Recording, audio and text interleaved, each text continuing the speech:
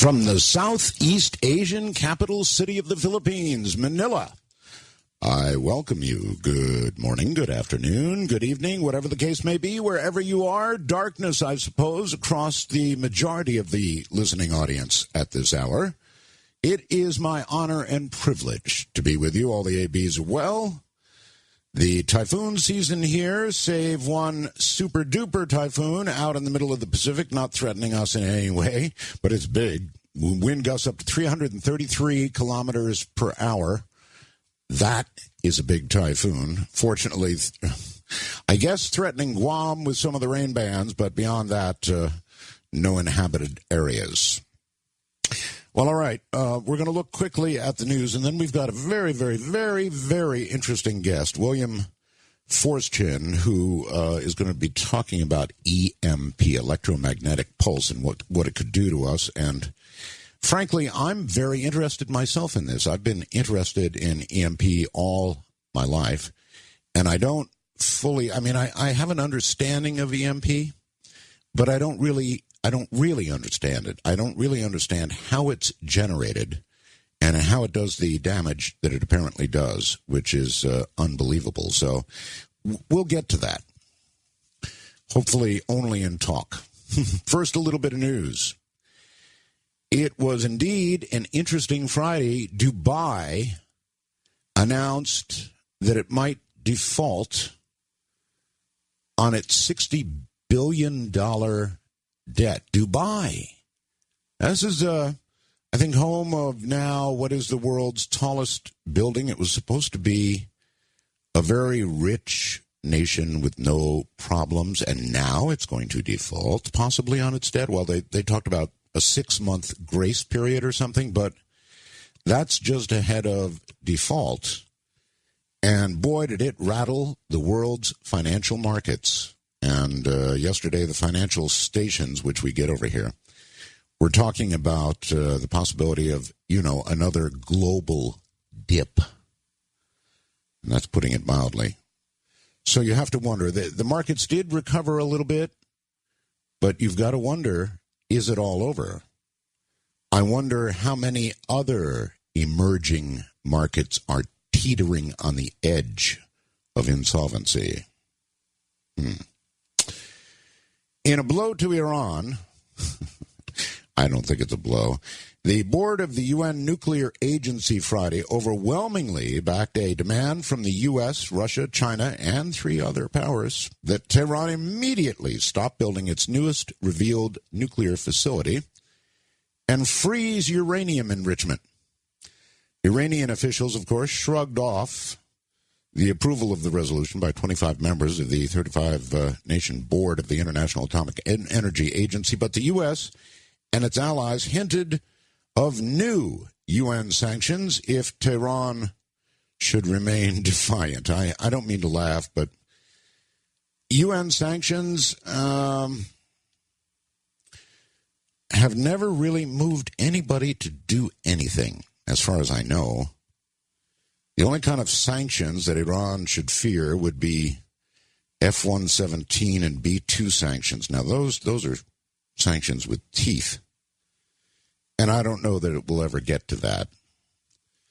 But if Tehran gets a nuclear weapon, if North Korea is able to build up their nuclear arsenal, then the subject we're going to talk about tonight has an awful lot of relevance, so stay tuned. Tiger Woods injured early Friday. He lost control of his SUV. This all occurred at about 2:25 in the morning, local time. And I guess his wife grabbed one of his golf clubs and smashed the window and got him out. So golf clubs are good for something besides golf. I live next to a big golf course here.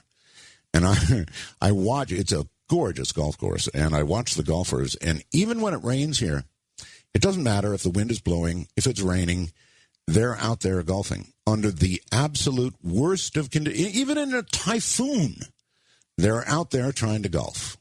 They are intractable.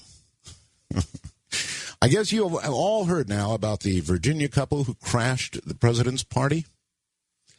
got by all the Secret Service checkpoints, took pictures with everybody who counts.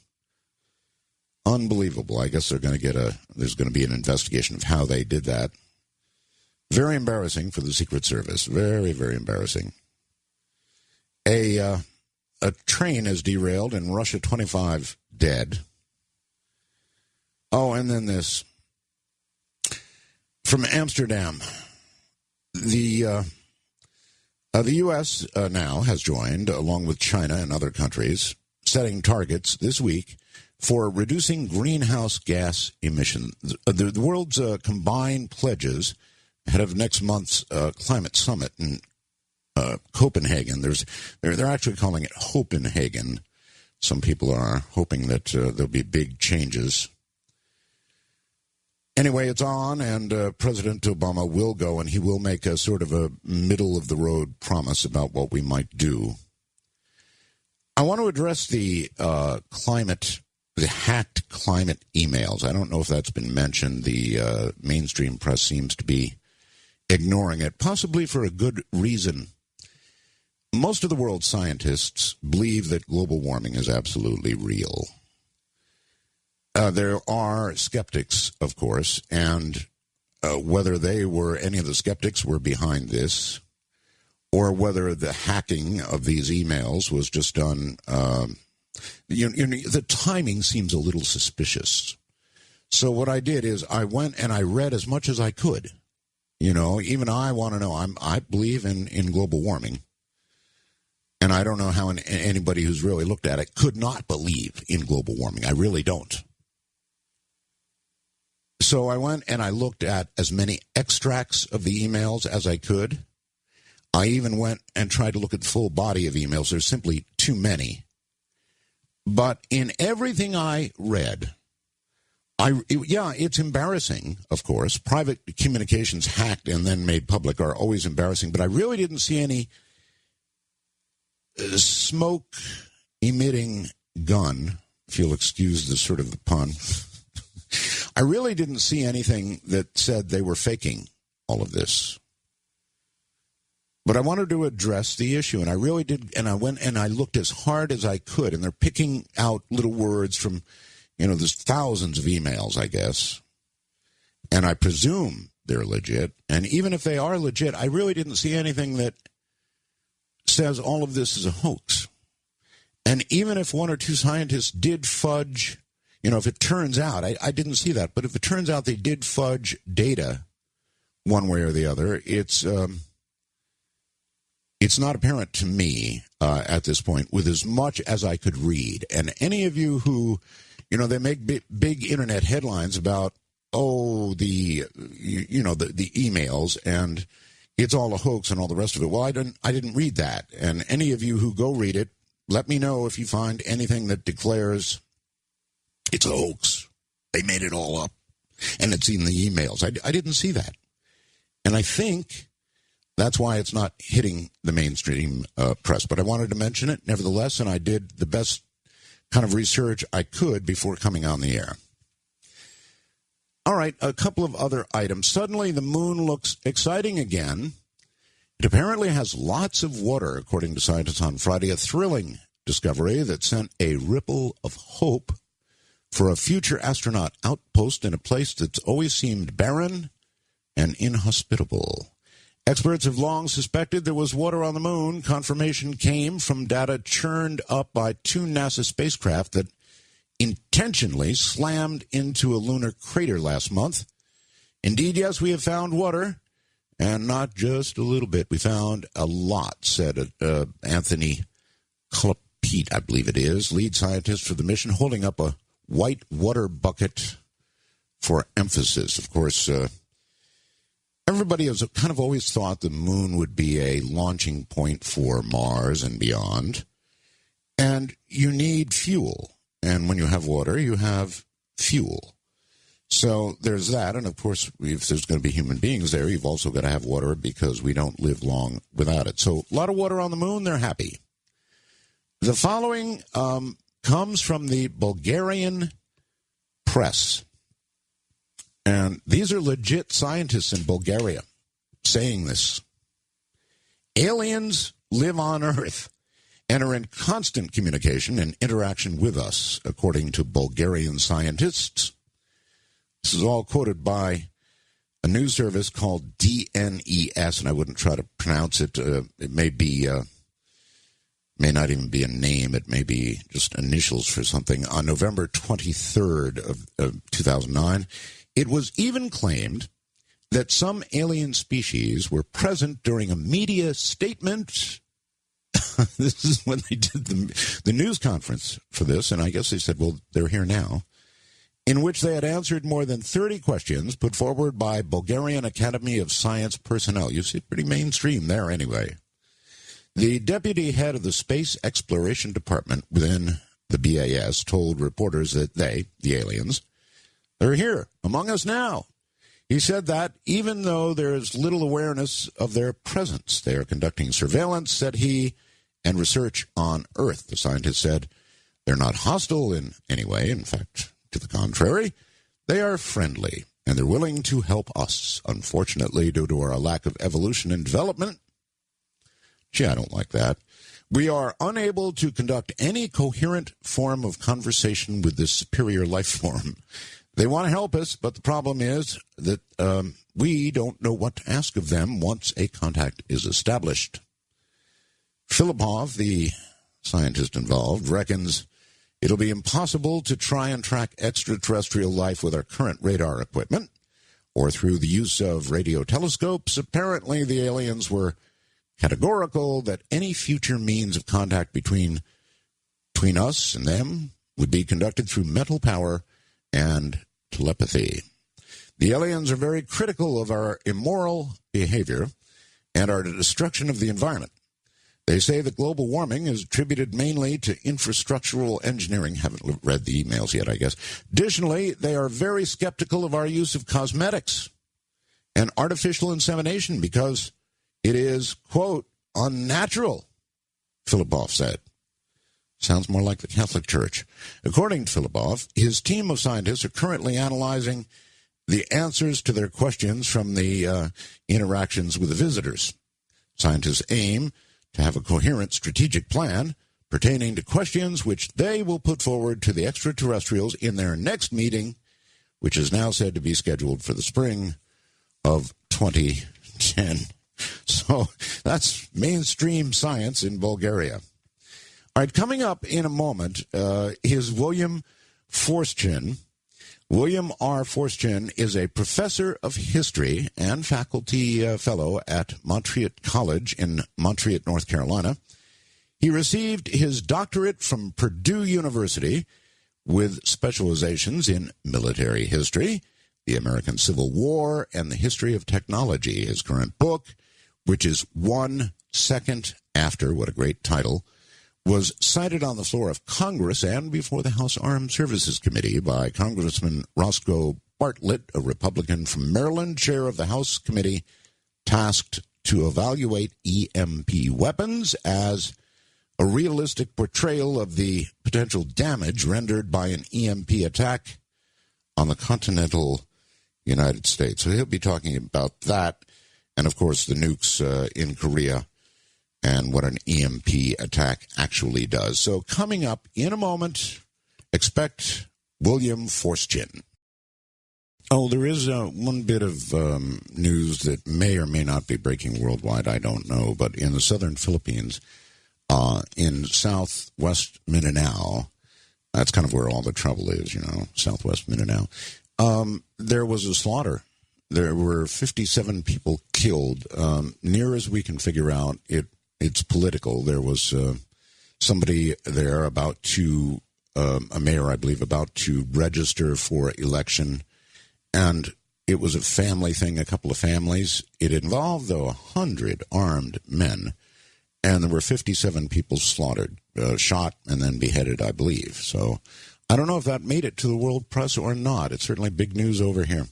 All right, William Forstchen, welcome to Coast AM, or welcome back, I'm not sure. Have you been a guest previously? Yes, I've been with George a couple of times before, and, sir, it's an honor to be with you today. It's an honor to have you, my friend. All right, this is a subject near and dear to my heart. EMP, I guess I could ask you what it means, but it's electromagnetic pulse, right? Yes, sir. And may I ask to start, what got you interested in it?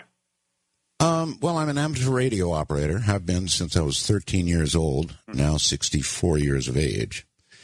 And I've just simply always been interested, but I have not, and this is going to lead to some interesting questions that I don't know that you're ready for, but I'm going to try anyway. I don't understand a very great deal about an electromagnetic pulse, how it's generated, how, for example, I understand that an air burst or a burst very high in the atmosphere will produce an electromagnetic pulse. So can I start with sort of a list of questions of, for example, would any nuclear blast in the atmosphere generate EMP? EMP is a byproduct of all nuclear detonations. What it is that at the instant of detonation, you have a massive gamma ray burst being emitted by the weapon. And when that hits the atmosphere, it does separate off some electrons that create a static electric event. Now, so why haven't we really noticed it much before? Well, in the nuclear weapon testing of the and also military use in the 40s and 50s, EMP is a line-of-sight event. You detonate a weapon on the ground. Well, the static discharge really isn't going to be noticeable because you're going to be overwhelmed by the blast of the bomb. But in 1962, as the Cuban Missile Crisis was building, both we and the Soviets, and a bit of saber rattling, tossed a couple of nukes out into space. I think there was a total of at least 10 or 15 shots. I remember that, yes. Yeah. You remember the Life magazine cover showing the weapon blowing up, and it's as bright as day in Hawaii, 500 miles away. But what happened is when it's above the Earth's atmosphere, as the gamma ray burst comes off of the bomb, it hits the upper atmosphere, and it triggers what's called the Compton effect, first discussed by Nobel Prize winner Compton, who received the Nobel Prize for this theory in 1927. These free electrons are like a pebble going off the top of a cliff and then triggering an avalanche. They cascade down through the atmosphere. It's almost like a chain reaction.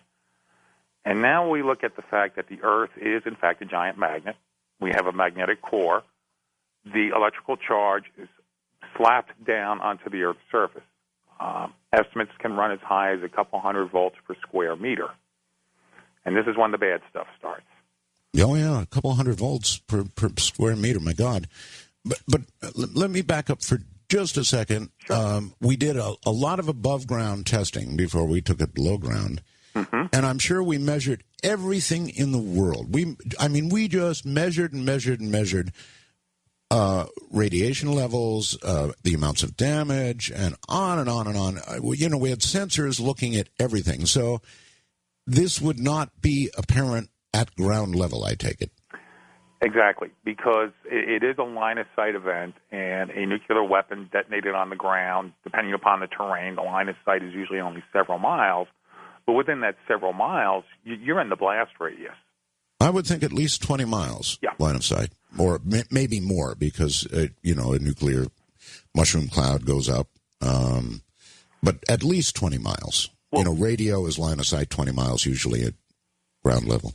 What shocked the observers, both in the Soviet Union and America in 1962, was, and I urge folks, when our show is over and they get up tomorrow or whatever, if this sounds a bit like tinfoil hat stuff, just simply go on the Internet for an hour or two and Google up Starfish Prime. One word. I'm sorry, Starfish Prime. Okay. That is the code name for the declassified information regarding the 1962 detonation of a weapon about 500 miles south of Hawaii. The second thing to look up is Soviet test number 184. That was not realized on our side until after the collapse of the Soviet Union and was only recently declassified. Okay. In which the Soviets did the same thing over Kazakhstan.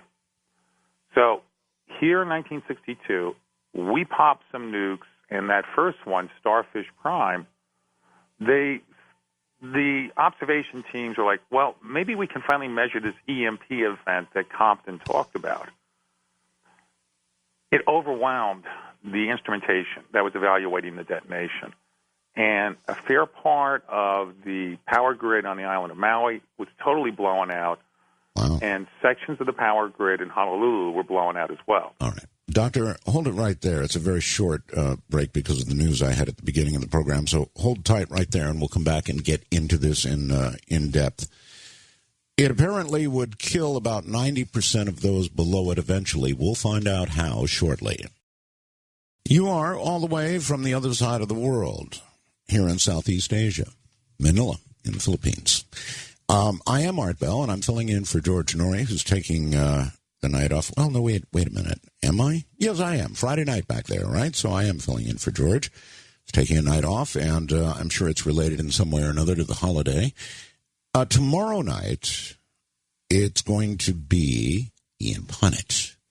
And Ian is right here, I think, and Ian will tell us all about the show tomorrow night. Ian, what's up for tomorrow? Always a pleasure, Art. Thank you so much. Tomorrow night, we'll return to the Muslim Mafia. We had him on for the first hour, but we're going to get deeper into this book, which connects both the front organizations for Al-Qaeda operating in this country, in some cases operating in plain sight, and also the authors of the book that have been in court about the Muslim Mafia this week. And on Sunday night, an old friend of yours, Richard C. Hoagland, will be debating Greg Braden on 2012, exactly what's going to happen. This was Greg's idea. He called me last week and said, got an idea, and RCH is willing to go along with it, so that's coming up Sunday night, what I'll be hosting on Coast to Coast. What does he think is going to happen in 2012? You know what? I honestly don't know.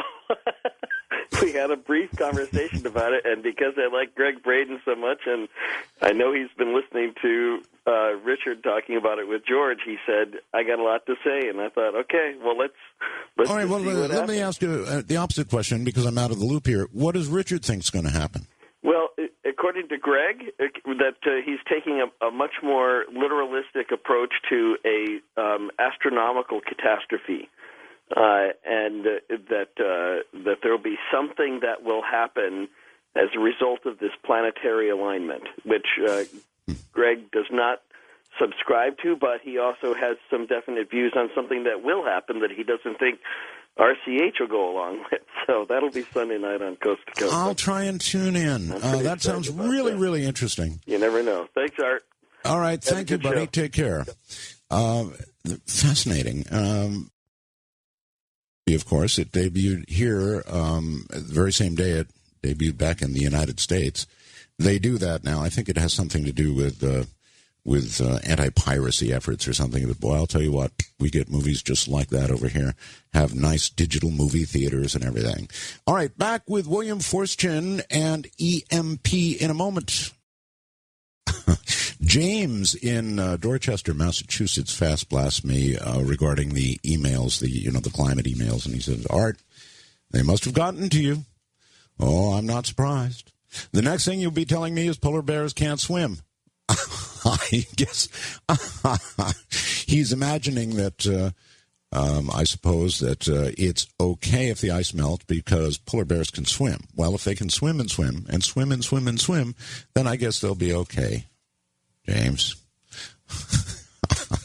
Lovely. By the way, you can fast blast me anything you want, positive, negative, upside down, or whatever, by going to the coastcoastam.com website and finding Fast Blast and just typing it away, and it'll appear magically on my screen. All right, back to Professor Forstchen, and he is a professor, so I guess we should honor him that way, or a doctor, one way or the other. Again, I want to understand some of the basics of EMP, Doctor, and that is,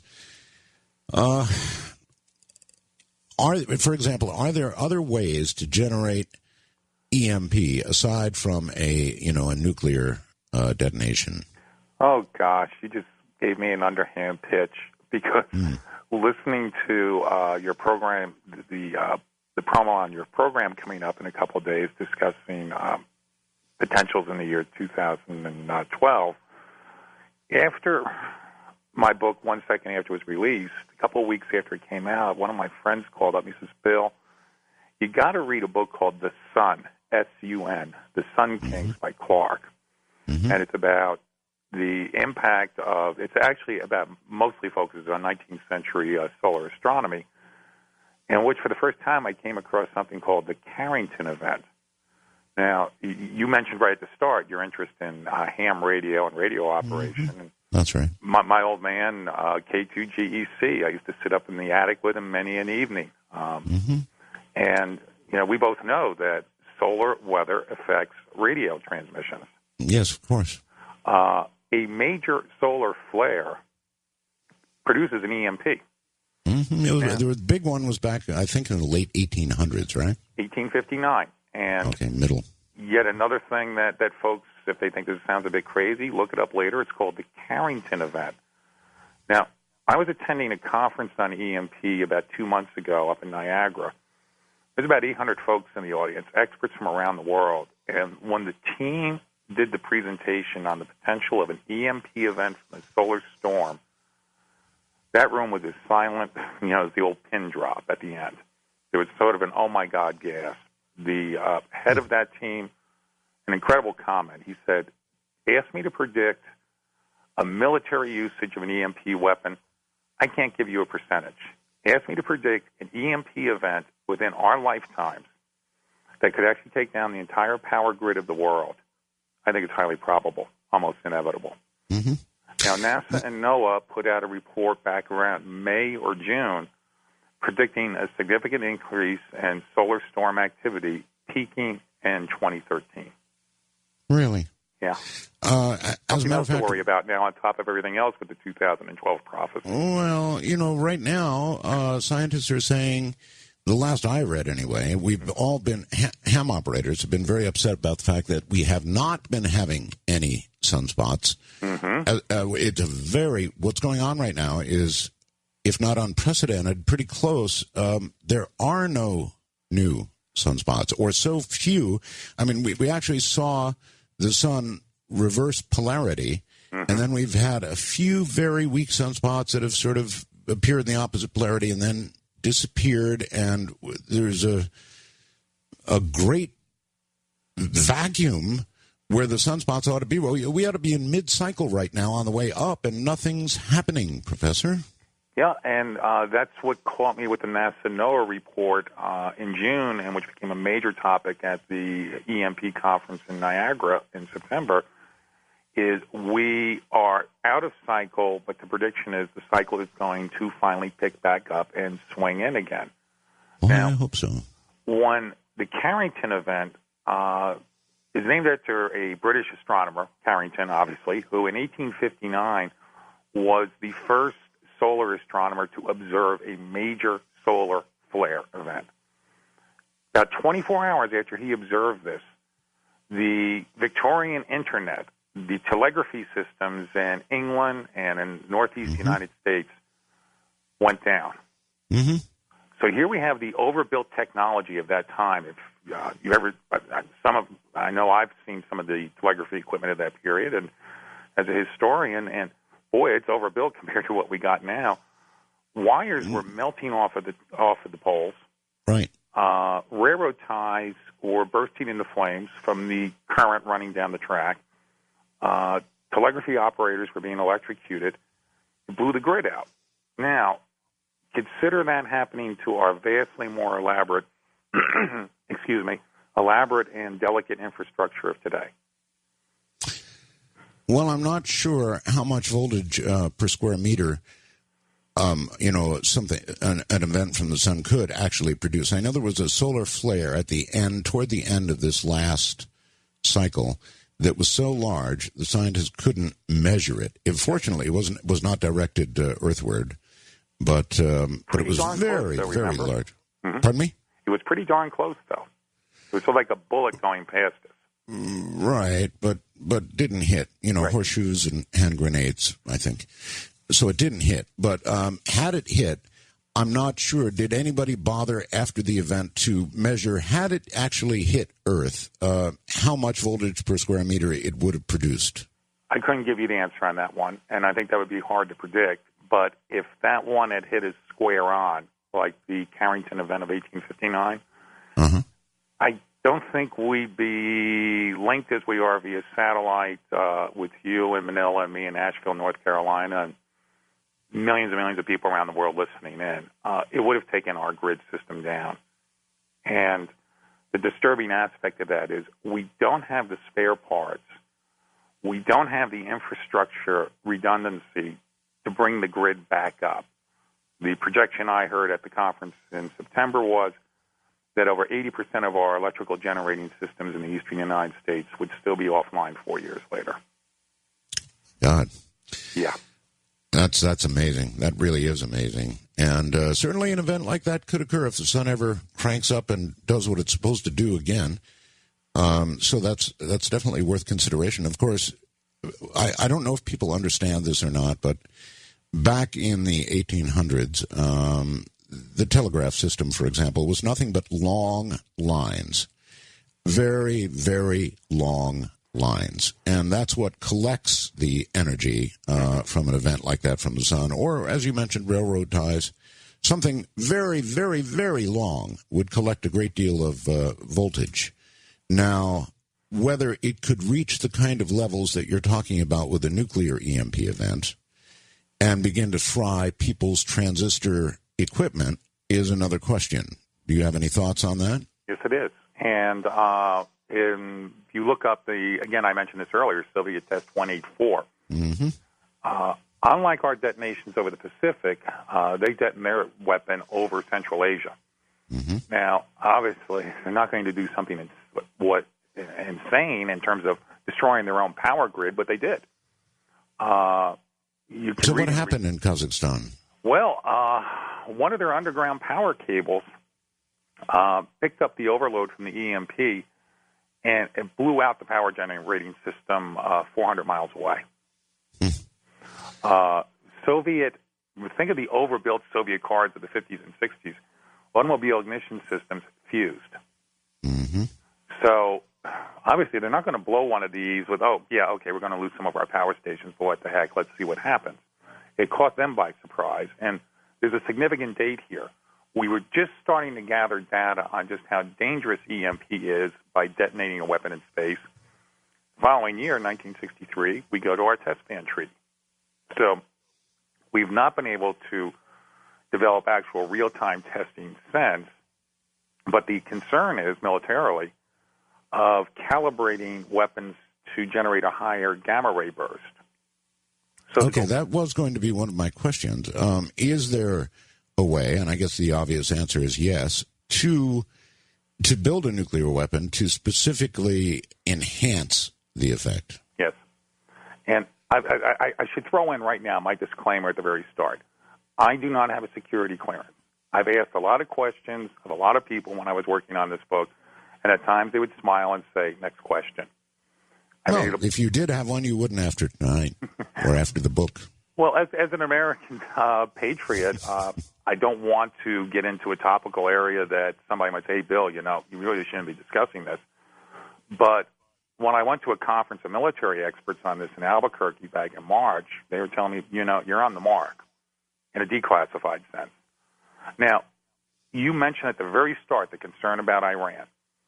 Now, some people I hear saying, oh, gosh, well, what the heck? What are they going to do? They're going to build 1 or 2 nuclear weapons at most. Why worry about it? We can overwhelm them. Well, using an EMP-calibrated weapon, it becomes a first strike. It's a first strike, what they call asymmetrical strike weapon. Detonating 1 to 3 of these over the continental United States could blow out the entire power grid.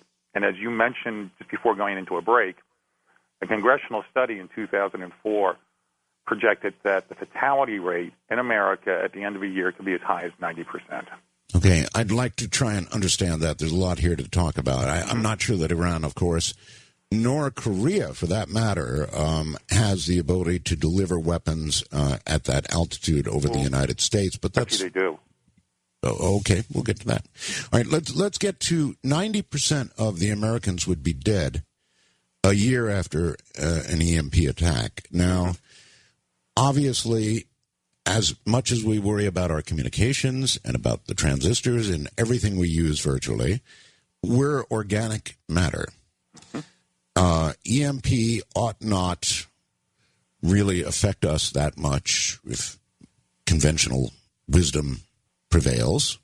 Perhaps it does not. So how do 90% of us die after an EMP attack, even a very, very effective one? With an EMP event, in fact, we're not going to notice it at all in that first second, unless maybe you're leaning against a nice long fence. Yeah. Just about a month ago, I was chatting with a radio station a couple of months back now in Phoenix, and they went to their weather break, and they said, it's a nice day in Phoenix, high of 110, low of 93. Mm-hmm. Now, let's consider life in Phoenix 1 second after an EMP event blows out the power grid system. No air conditioning. And with the elderly population that's rather high in Phoenix, with homes that are, of course, all designed for perfect climate control, what happens there? Where does Phoenix get its water? Do you see immediately what starts happening within 2 or 3 days? Part of the inspiration for this novel was, well, I shouldn't say part, a major part of it was my father was in the last weeks of his life going out like the old cavalry trooper he was. He was putting up a darn good fight. And a hurricane hit us up here in the mountains of North Carolina, 30 inches of rain in less than a day, and it blew out the infrastructure. Our power went down, our water supply was busted, and the nursing home called me up, and they said, hey, we need some extra help. I'm sitting there at 2 in the morning with my dad. I'm watching the respirator. We're on emergency power. I'm already thinking about the book about EMP. And I asked my friend, the nurse who'd been helping with my dad for a year, and I said, Dee, what happens if the emergency generator blows? What about my father's respirator?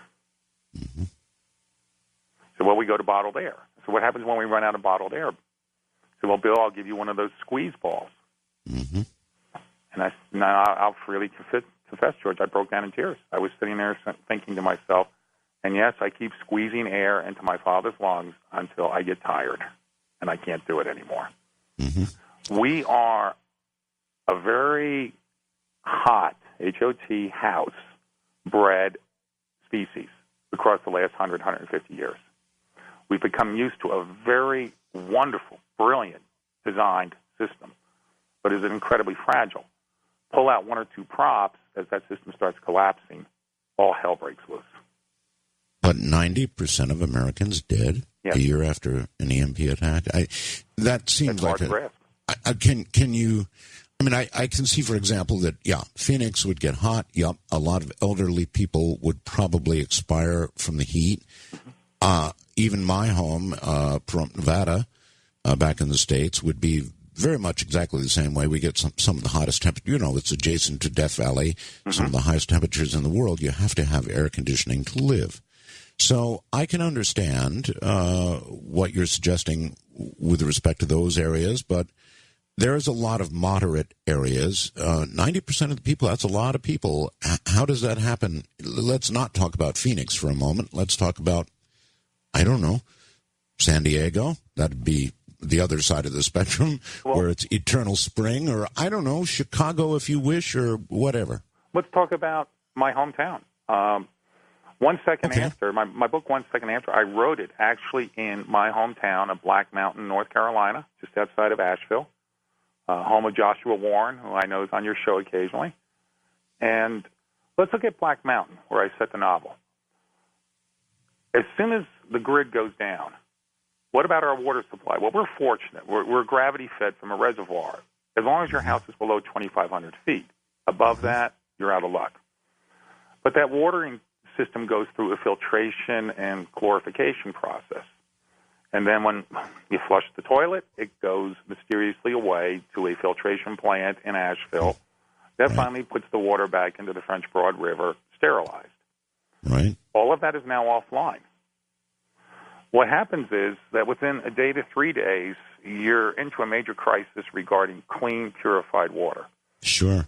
Within 5 to 7 days, you start running into the crisis, as we all see in disaster areas, of gastrointestinal illness that can kill hundreds of thousands, as we saw with the hurricanes and typhoons and tsunamis that hit. All right, Professor, hold tight. Again, just that half hour just evaporated. That's how fast it goes. This is fascinating stuff. Professor William Forstchen is my guest. We're talking about EMP, electromagnetic pulse, but I'm still not sure about that 90% figure. I'm Art Bell. From the other side of the world, actually, Southeast Asia, Manila. How you doing, everybody? I am Art Bell for George Norrie, who gets the night off tonight. I think it's related to the holiday. William Forstchen is my guest, and we're talking about EMP, and I'm only questioning the 90% figure. I guess I guess what it means is, yes, the infrastructure obviously across the country under those conditions would absolutely collapse, but 90%. I'm not sure that we have that much of a lack of resilience, but maybe we do. We just suffered a situation over here in the Philippines that was unbelievable. I mean, just unbelievable. Ondoy, the typhoon. And, of course, it left people wading in water, and it went on for weeks, and there were concerns. In fact, there was disease. There was a lot of problem. But there was also resilience, and they've snapped back. So I don't know if the 90% figure underestimates the resilience of people, or perhaps I overestimate it. Professor Forstchen, back in just a moment. Well, all right. Once again, Professor Forstchen. Professor, you asked earlier, by the way, my interest in EMP, how that got started. As an amateur radio operator, I built a very, very, very large antenna. Involved actually a couple of miles of wire on 13 towers, the center one being 100 feet high and the others being about 70 feet high. So it covered about 5 acres of land, possibly one of the largest antennas of its type for an amateur in the world. And as a result of that, I lost a number of very expensive radios because the EMP effect from even nearby lightning strikes was overwhelming. I mean, we'd get a dark cloud that would pass over, and I'd lose a radio. That's how bad it was until I figured out how to get it properly grounded and so forth. So I do understand, and I've been very, very interested in this subject. What I don't understand is how 90% of us, even if we lost, if the worst happened, yes, it would be catastrophic. The power goes, I understand. No water, a lot of things gone. But 90% of the people, could that be does that underestimate the resilience of the American people? Well, it's not an underestimation of our basic resilience. But let's look at the greatest natural catastrophe that hit America in 100 years, and that's Katrina. Mm-hmm. Katrina ultimately was a local event. Right. It devastated a 3-state area. But within a matter of hours, emergency trucks, supplies, I know my radio station here in town had a drive. We filled up a whole tractor-trailer load of stuff within a day and sent it on its way. Well, let's look at a continental-wide event, or if in the case of a solar storm, potentially a global event. Mm-hmm. Where does the help come from?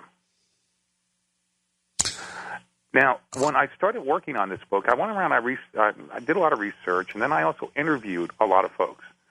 One of the really chilling interviews early on was I sat down with my pharmacist. She's been friends for years.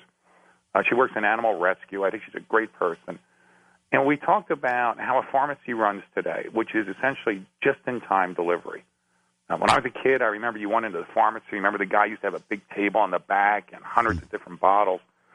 Walk into your typical pharmacy today, next time you get a prescription refilled, and look behind the counter. See how little is really there. Because when you're getting your prescription filled, it goes into the computer, goes up to the central office, FedEx pulls up the next day, drops off the identical vial. So, and talking to my pharmacist, we're a small town. She got really upset. She said, my gosh, Bill, I'm thinking of all my friends in this town who are going to die within the first 2 or 3 weeks, who pancreatic enzyme disorder, those people who are on major painkillers, those for all the various medications. Now, I have a couple medications. They make my life easier. I'm not life dependent on them. But if I was, what happens when the vial runs out? Next, go to the food manager at my college where I teach. What do you do? How does this work? So, Bill, at the end of 7 days, we are totally out of food. That's right. No, I know grocery stores depend on regular deliveries, and they would soon be out of food. So we run in, particularly in the eastern United States, we start running into a cascading series of events. Failure of water supply, failure of medical supply, failure of food supply. Your average community in America has at most about 20 to 30 days worth of food on hand, and that includes what you're lucky might be in a tractor trailer going down the road when the power goes. And a fair percentage, maybe a very high percentage of vehicles die. What happens within 20 or 30 days?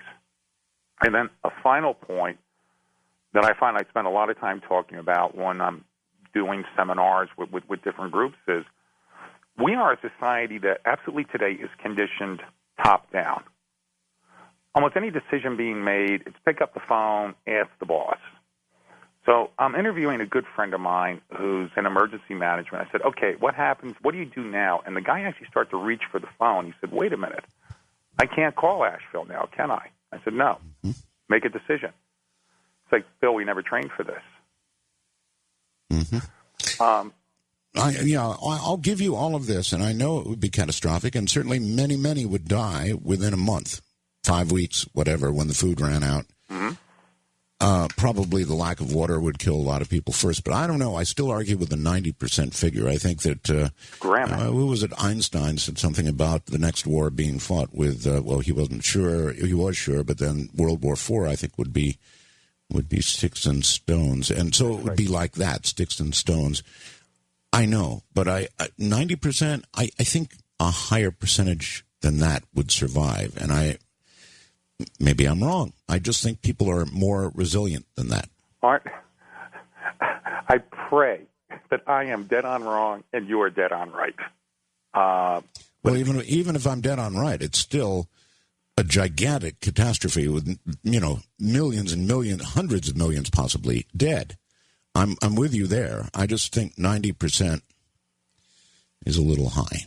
A gentleman I truly admire, his name is Rawls. He's written several books on the subject. One of them is Patriot that I'm rereading right now. And, he projects about a 75% loss rate. Now, his scenario is an economic collapse. Okay, even economics. Let's say it goes down. And I think, gosh, I better get that medication refilled. And I go down to the pharmacy and I walk in, and it's something like, what do I use for money? Right. A lot of people are buying gold. Yeah. Was one gold coin going to do for you?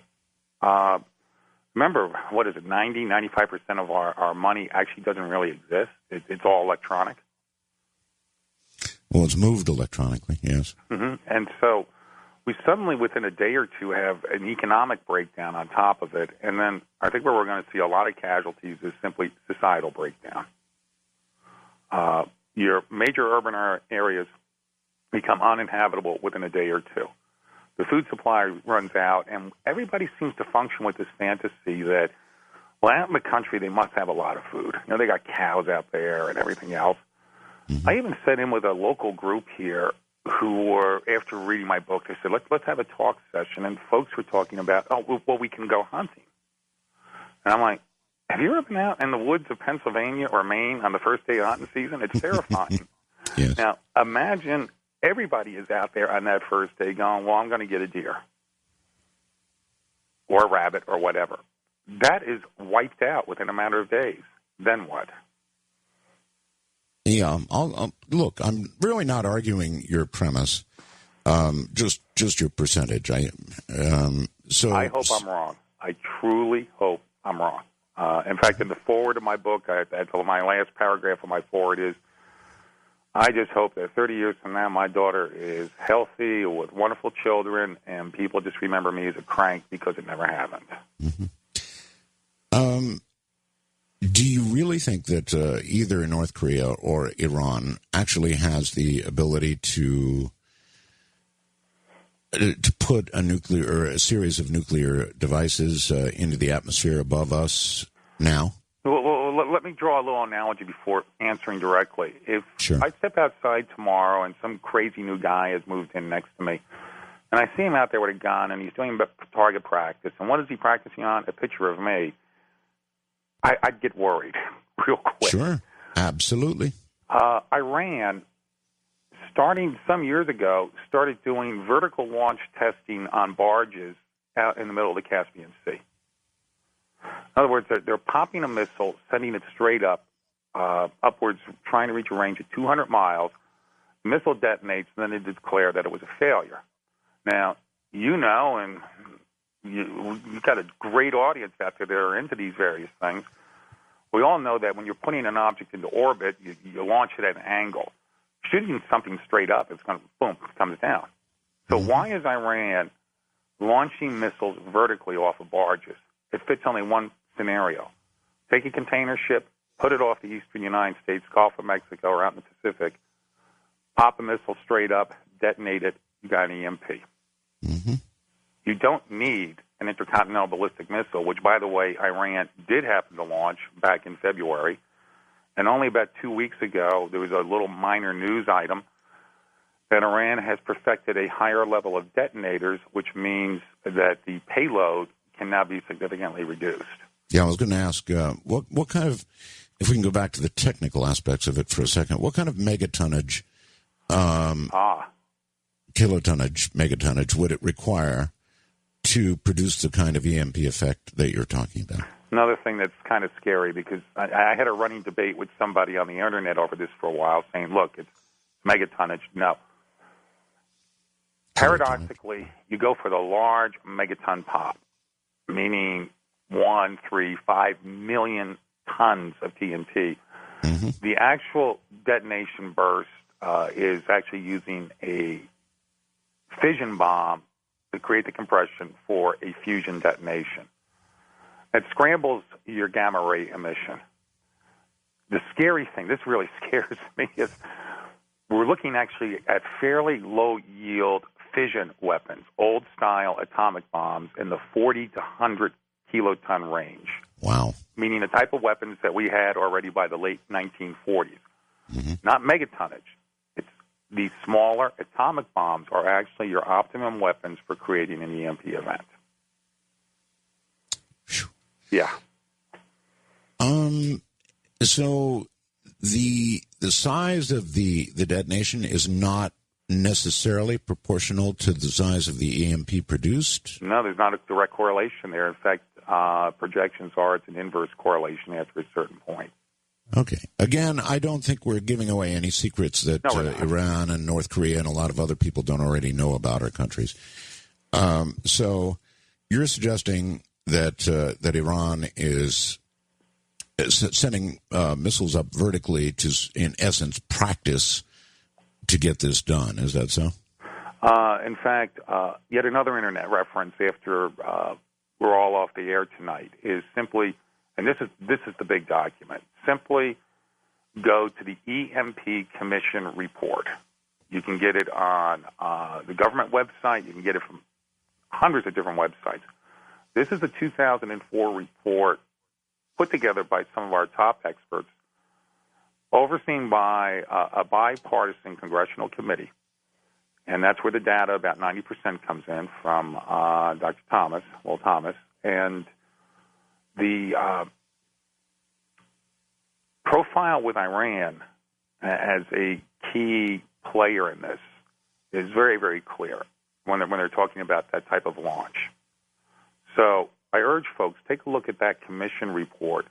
That will give you a lot of the hard data that, you and I would have to draw incredibly elaborate diagrams, which I could barely understand, to explain some of it. Okay.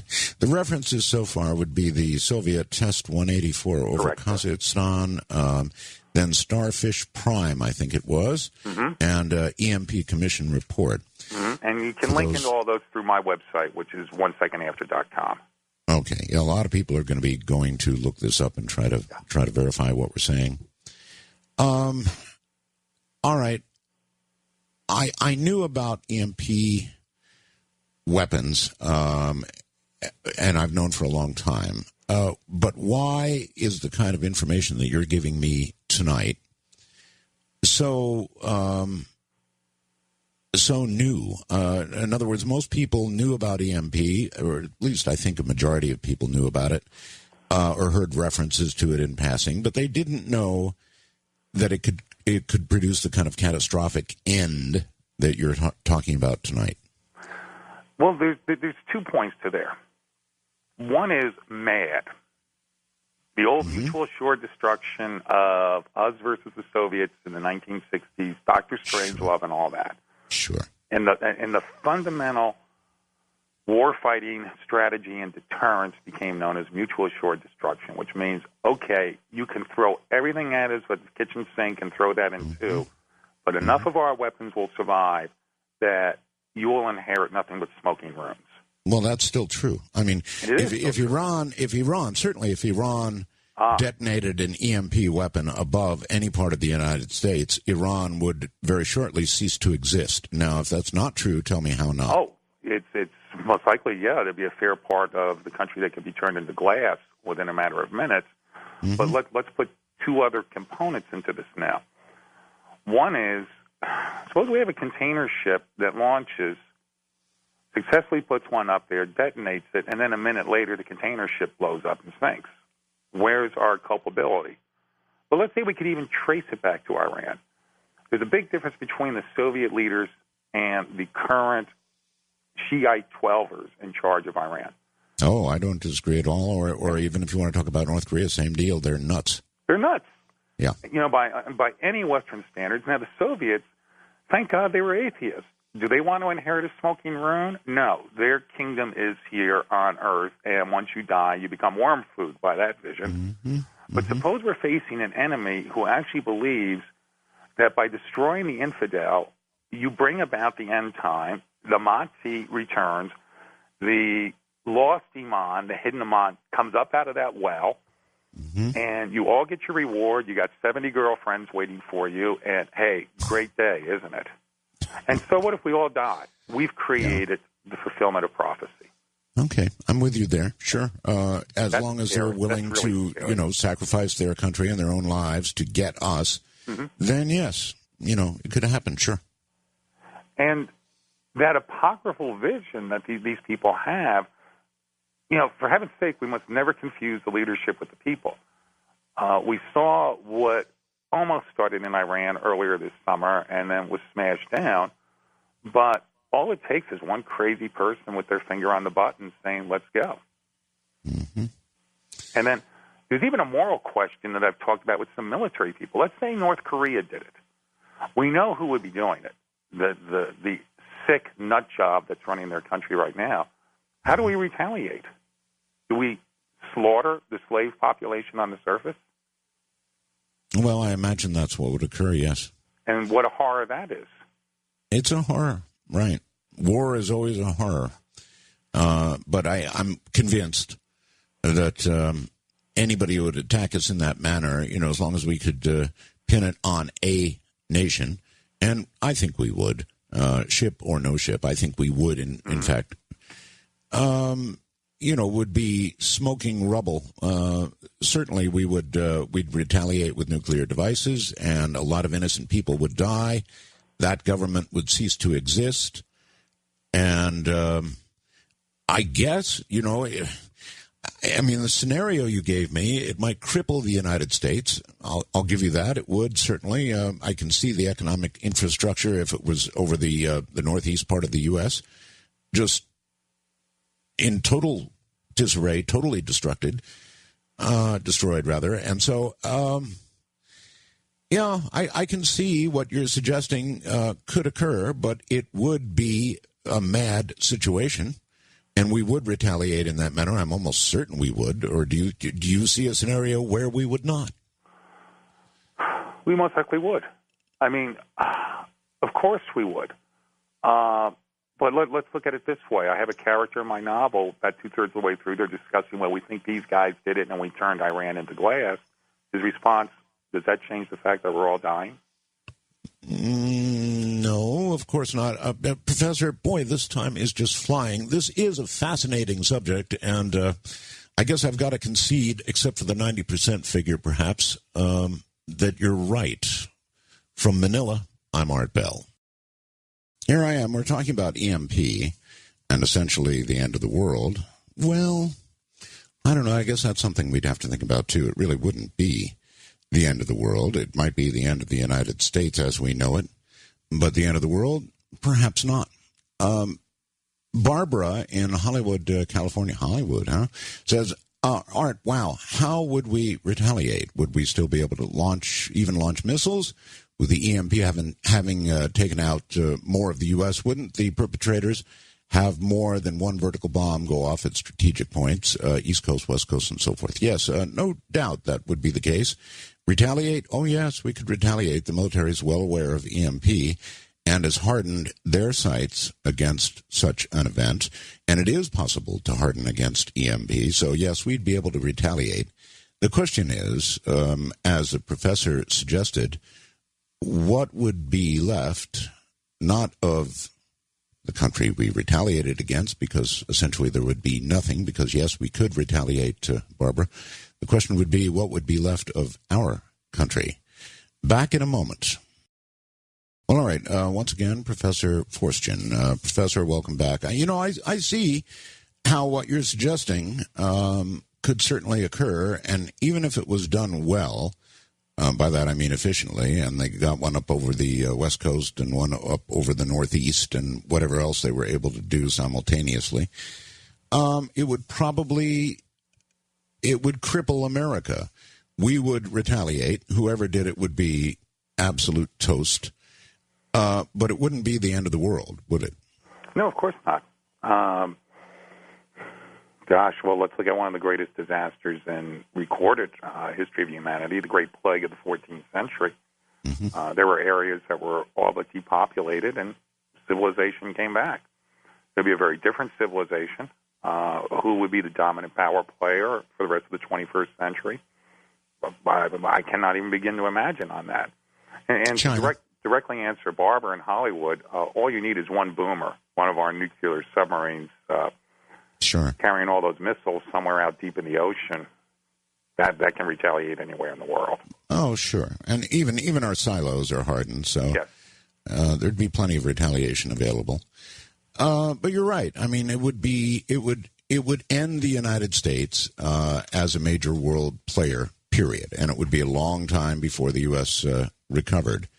And I'm not sure what the world would be like after that. And you're certainly correct. I mean, as long as you have somebody willing to sacrifice their own nation, their own life to do this, I don't see, and in fact, let's talk about that.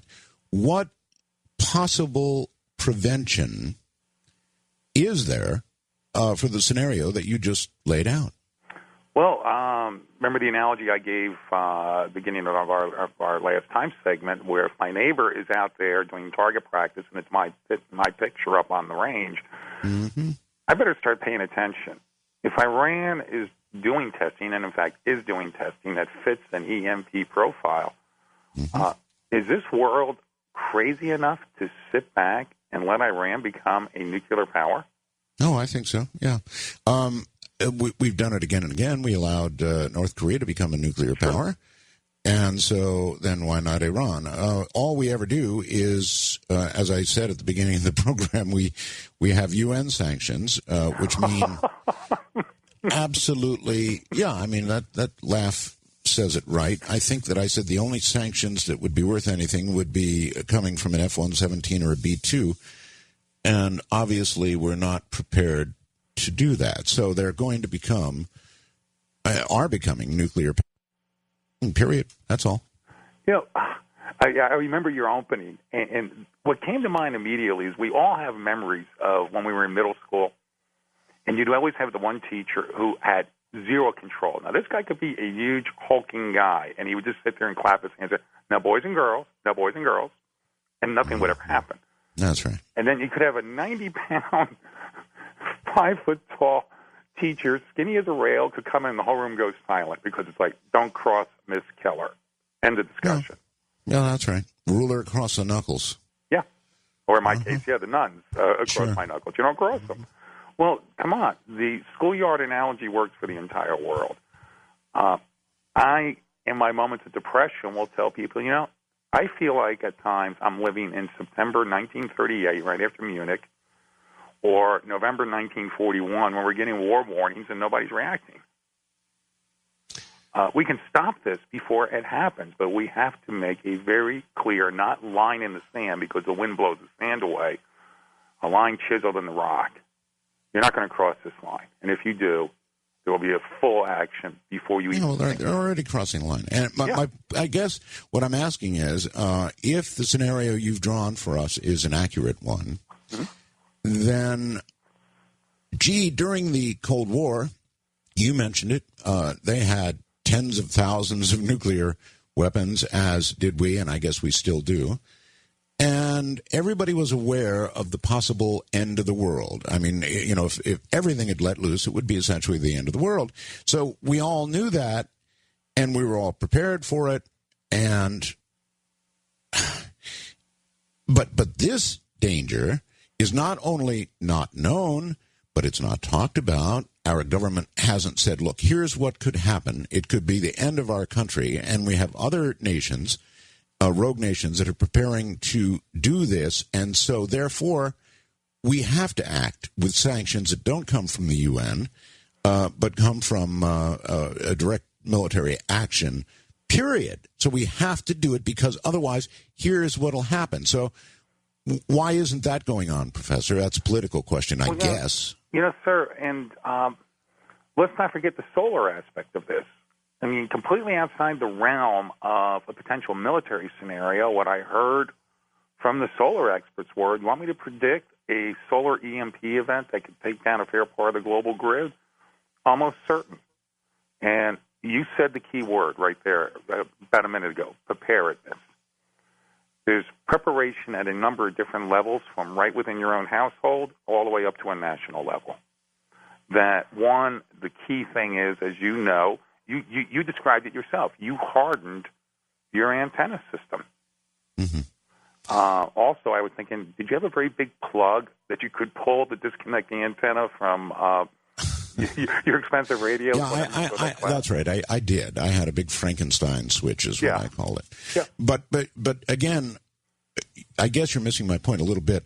I understand that the sun could produce just an outrageous solar flare that could probably cripple everything, but there's very little, very, very little that we can do to actually prepare for an event like that. There is something we can do to prepare for nations that would intentionally do it to us. So they're kind of separate issues. Well, in a way they're not, but they are separate issues. One, we can actually do something about. The other is going to take a level of preparedness that is going to take a generation to accomplish, at minimum.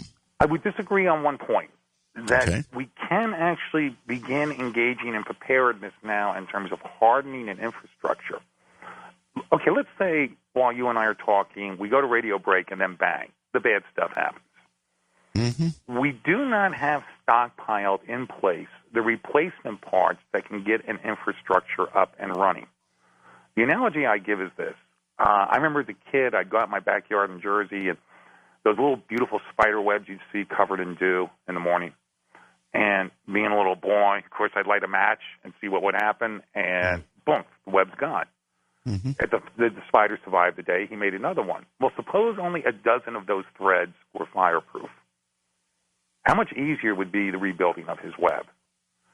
By hardening our infrastructure and then laying into place the replacement parts, which do cost money, and then having personnel trained, power utility companies going through the military to our local police and everyone else, that if a grid goes down, we pull this part, this part, this part, this part, and this part, and replace them, we can at least get some of the threads back up and running again, which could be reduce that maybe extreme figure of 90% and take it down to 10%.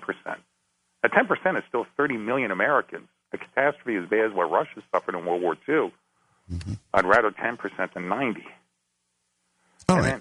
let me concede that you're right. We could begin to harden things, though it's not an easy job. Mm-hmm. You know, we've got power lines all across America. In fact, all around the world, but certainly all across America, and a lot of things that are just not infrastructure that's not going to be easily replaced. I mean, automobiles, for example, you mentioned the ignition systems would burn out. They would, so vehicles wouldn't be moving. Mm-hmm. If it struck above New York and Washington, the Northeast Corridor, which is where you know they'd hit, the economic, I don't know how much hardening there's been done secretly by our government for you know, if it hit Wall Street as an example, you know, all the computers go, all the information goes, perhaps all the money goes. I really don't know. It would be awful. I mean, I'm not in any way saying that what you've drawn out would not occur. It would occur. I'm saying that there's two separate things we can talk about here. One is a possible event from the sun. And the other is, of course, a deliberate attack. So if we can separate them, I'd appreciate that. Sure, yeah. With regard to a deliberate attack, if we know that this is what they're planning, then we have to preemptively take them out, don't we? My personal opinion, dead on 100% right. We have to take it out, and that means preemptive, and that means a very tough political decision. We did a preemptive strike in 2002 against Iraq, and look at the controversy that swirls around it 7 years later. Professor, the reason it would be so controversial is because the American people don't understand what the results of an attack of this sort would be. And what would make it an easier political decision would be if the government said, look, here's what we know about an EMP attack. We know they're preparing to do this eventually. So, you know, once you educate the American people about what they're facing and the consequences of it, then the political decision to preemptively attack is not so controversial. You know, sir, you're hitting it dead on straight, because the history of warfare, and that's one of the things I specialized in, the vast majority is usually through miscommunication, miscalculation, misunderstanding. 1938, 1939, Hitler kept pushing the edge of the envelope because he knew we would back off. And then finally, when England did make its heroic stand, even after the fall of France, he was caught completely off guard. These guys aren't supposed to be fighting like this. Well, suppose that message had been communicated to him back in September 1938 before Munich. Listen, you crossed the line, you're a dead man. End of discussion. You want to debate it?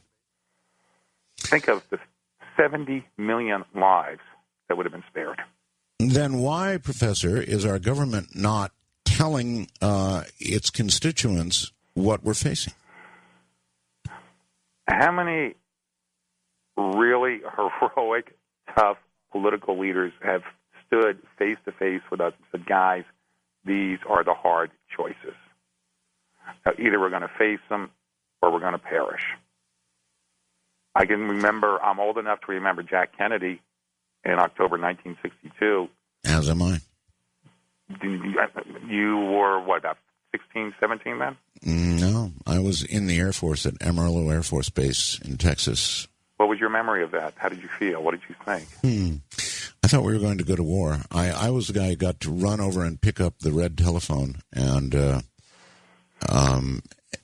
was told that the preparedness level just jumped through the roof because, anyway, I remember it quite well, Professor. I was a 12-year-old kid that from my attic window, I looked at the New York City skyline, and I knew I was inside the burst zone. And yet I also knew I had a leader who was standing up and saying, this is the reality, and I'm not going to hide it from you. There's a lot of mythology about Cuba, but we see people like Churchill, Jack Kennedy, and others who have had the guts to stand up and say, this is the reality, folks, now grow up and face it. But everybody understood what nuclear weapons were and what the result of a full exchange would be. Today, only people staying up late listening to our radio program that's why I love your audience. understand the threat of an EMP attack. So again, certainly our military understands, and certainly our military briefs whoever the current president happens to be about what the dangers are. So I guess, I don't know, what are you telling me, that our current president, President Bush before him, and on back, I suppose, all the way to previous to Carter, all of them were briefed on this possibility. And I would think the latter presidents even more so, because we've now got these rogue nations with nuclear weapons. So I don't get it, Professor. Why aren't the people being educated about what we face? I don't know. I wish I could give you the answer, because when I started working on this book, I was introduced to Congressman Roscoe Bartlett, who is a great hero. He has been the lone voice in the wilderness in Congress for years, saying, and this is one of only 2 PhDs in the hard sciences in all of Congress. And this has been an issue for him for 20 years. And he finally got the funding for the commission in 1999. Now, I'm not into conspiracy theories, but if you want to hear something weird, his 2004 report, which you can find online, on the day it was released was on the identical day that the 9/11 report was released. So where do you think mainstream media was hanging out on that day? That whole day that the 9/11 report came out in 2004, that's all they dwelled on. My friend, Captain Bill Sanders, U.S. Navy, who is one of our country's top experts on EMP, he did the afterword for my book. He has a great quote on that. He said, Bill, on that day, we were like the two-faced God. Was it Janus? And we were looking backwards to the last war rather than thinking of looking forward to the potential of the next war. Okay. Let's try this again, Professor. There's 2 scenarios. One is, of course, a rogue nation simply detonating one of these above us, and the other is our sun. Now, I'm well aware that the sun could certainly and will probably certainly become active again, and eventually will get hit by a big solar storm. Mm-hmm. But if you take the largest example we can think of, and that would be the just a monstrous solar flare that missed the Earth. And what was it, 3 years ago? I think it was 04, 05 around Halloween. 4 or 5, yeah, okay. Yeah. Had that hit the Earth, this is kind of a technical question for you, but had that hit the Earth, is there any way that you can give me, that you can delineate between what that would have done versus what an intentional attack with a nuclear device detonated above us would do? How many volts per square meter? How much of the infrastructure would collapse as a result of something from the sun versus a nuclear weapon? Just so I can understand the severity of the 2 threats we're talking about. There are some very good websites on the variable potential of a flare output versus what's the potential EMP. It's known as EMP-3 is created. I cannot give you those figures. I'm not sure. And I've been told it could be worse than a military scenario. It could go into the hundreds of volts per square meter. But the best way to get that data is go online. And yet in the case of something from, I'm sorry, in the case of something from the sun, Professor, we do have we do have the Earth's magnetic field, which, if it gets hit hard enough, is depressed. And of course, the really scary scenario is that there's a series of very large flares, and the magnetic field gets very depressed, and then, weak as it is, boom, it gets hit by a giant one, and the scenario you talk about is underway. I just would love to have a way to understand the difference in the severity of these 2 possibilities. And I guess there is no way to know, huh? The information is online. I've gone through it, and as I mentioned at the start, I've only been bringing myself up to speed on the solar aspect of this since my book was published in March.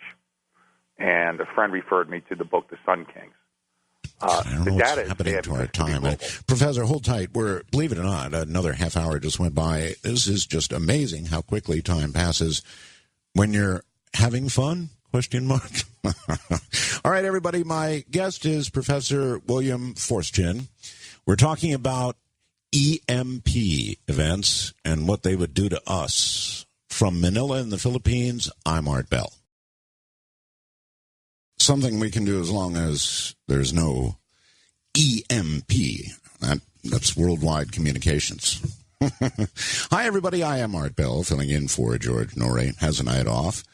Professor William Forstchen is my guest, and it's a pretty bleak scenario that he's been laying out. Now, I understand that some of you will have joined the program as it has gone on and probably, I don't know, are not exactly aware of what we're talking about. We're talking about an EMP, which is an electromagnetic pulse. Now, what it would do is virtually destroy all the transistors, all the long power lines, the whole shebang would go down. Computers that hold our economic data would be dead. The power grid would be completely dead. There'd be no water shortly because, of course, you need power to pump water, and on and on and on. You get the idea. It would essentially be the end of all. And yes, some percentage would survive, but it would probably be a fairly low percentage compared to the total population of the United States.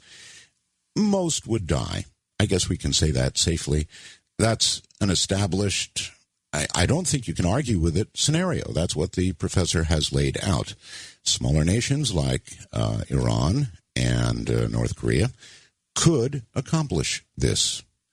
Now, the American population is largely unaware of this threat. Unaware. They don't know about it. It's not like the old days when the tens of thousands of nuclear weapons on each side could destroy each country and probably in the process the entire world. But it's every bit as serious a threat and maybe more of a threat because it's held in the hands of those who don't care whether they live or die. There is also a threat from our sun. Now, I'm not sure there's as much we can do about that. Certainly, we can begin hardening if we understand the threat. But there is something we can do about the other, the man-made, the hand of man threat. That we can do something about if we understand the threat, which obviously the majority of us do not. So more of all this in a moment. We'll be right back. Well, all right. In the interest of backtracking for those who joined late, Donald in Las Vegas, Nevada asks, we're not getting concrete answers. Well, actually, we have been. But to go on, exactly, he says, how does an EMP disable the grid, my electronics, and beyond that, how can I harden my home, line the walls with copper mesh grounded to earth, or will having a big whole house surge protector work? Thanks, Don in Las Vegas. Professor? Great question. I'm referring people a lot to the internet tonight. Look up Faraday cage, Faraday gauge. Mm-hmm. Yes. There are numerous sites there that can explain to you how to build a very simple, for $10, $20, you can build a Faraday cage that you can throw some of your spare electronics into that would be well protected. The problem with commercial surge protectors as we have them now is the surge, say from a lightning bolt hitting nearby, comes at you like a wave. And the first microseconds when the surge starts to pick up, your $100 surge protector that you have hooked into your TV goes, uh-oh, and snaps it off before it can go through and blow your system. An EMP doesn't come like a wave. It comes like a wall. So it's already blown through your surge protection system before it detects it and shuts you offline. There are EMP surge protection systems, but they're rather expensive. The best answer to that gentleman is assume you're going to lose a lot, and beyond that, what your computer, even if you had a survivable computer, what's it going to be communicating with when the grid itself is down? Mm-hmm. That takes us back to hardening.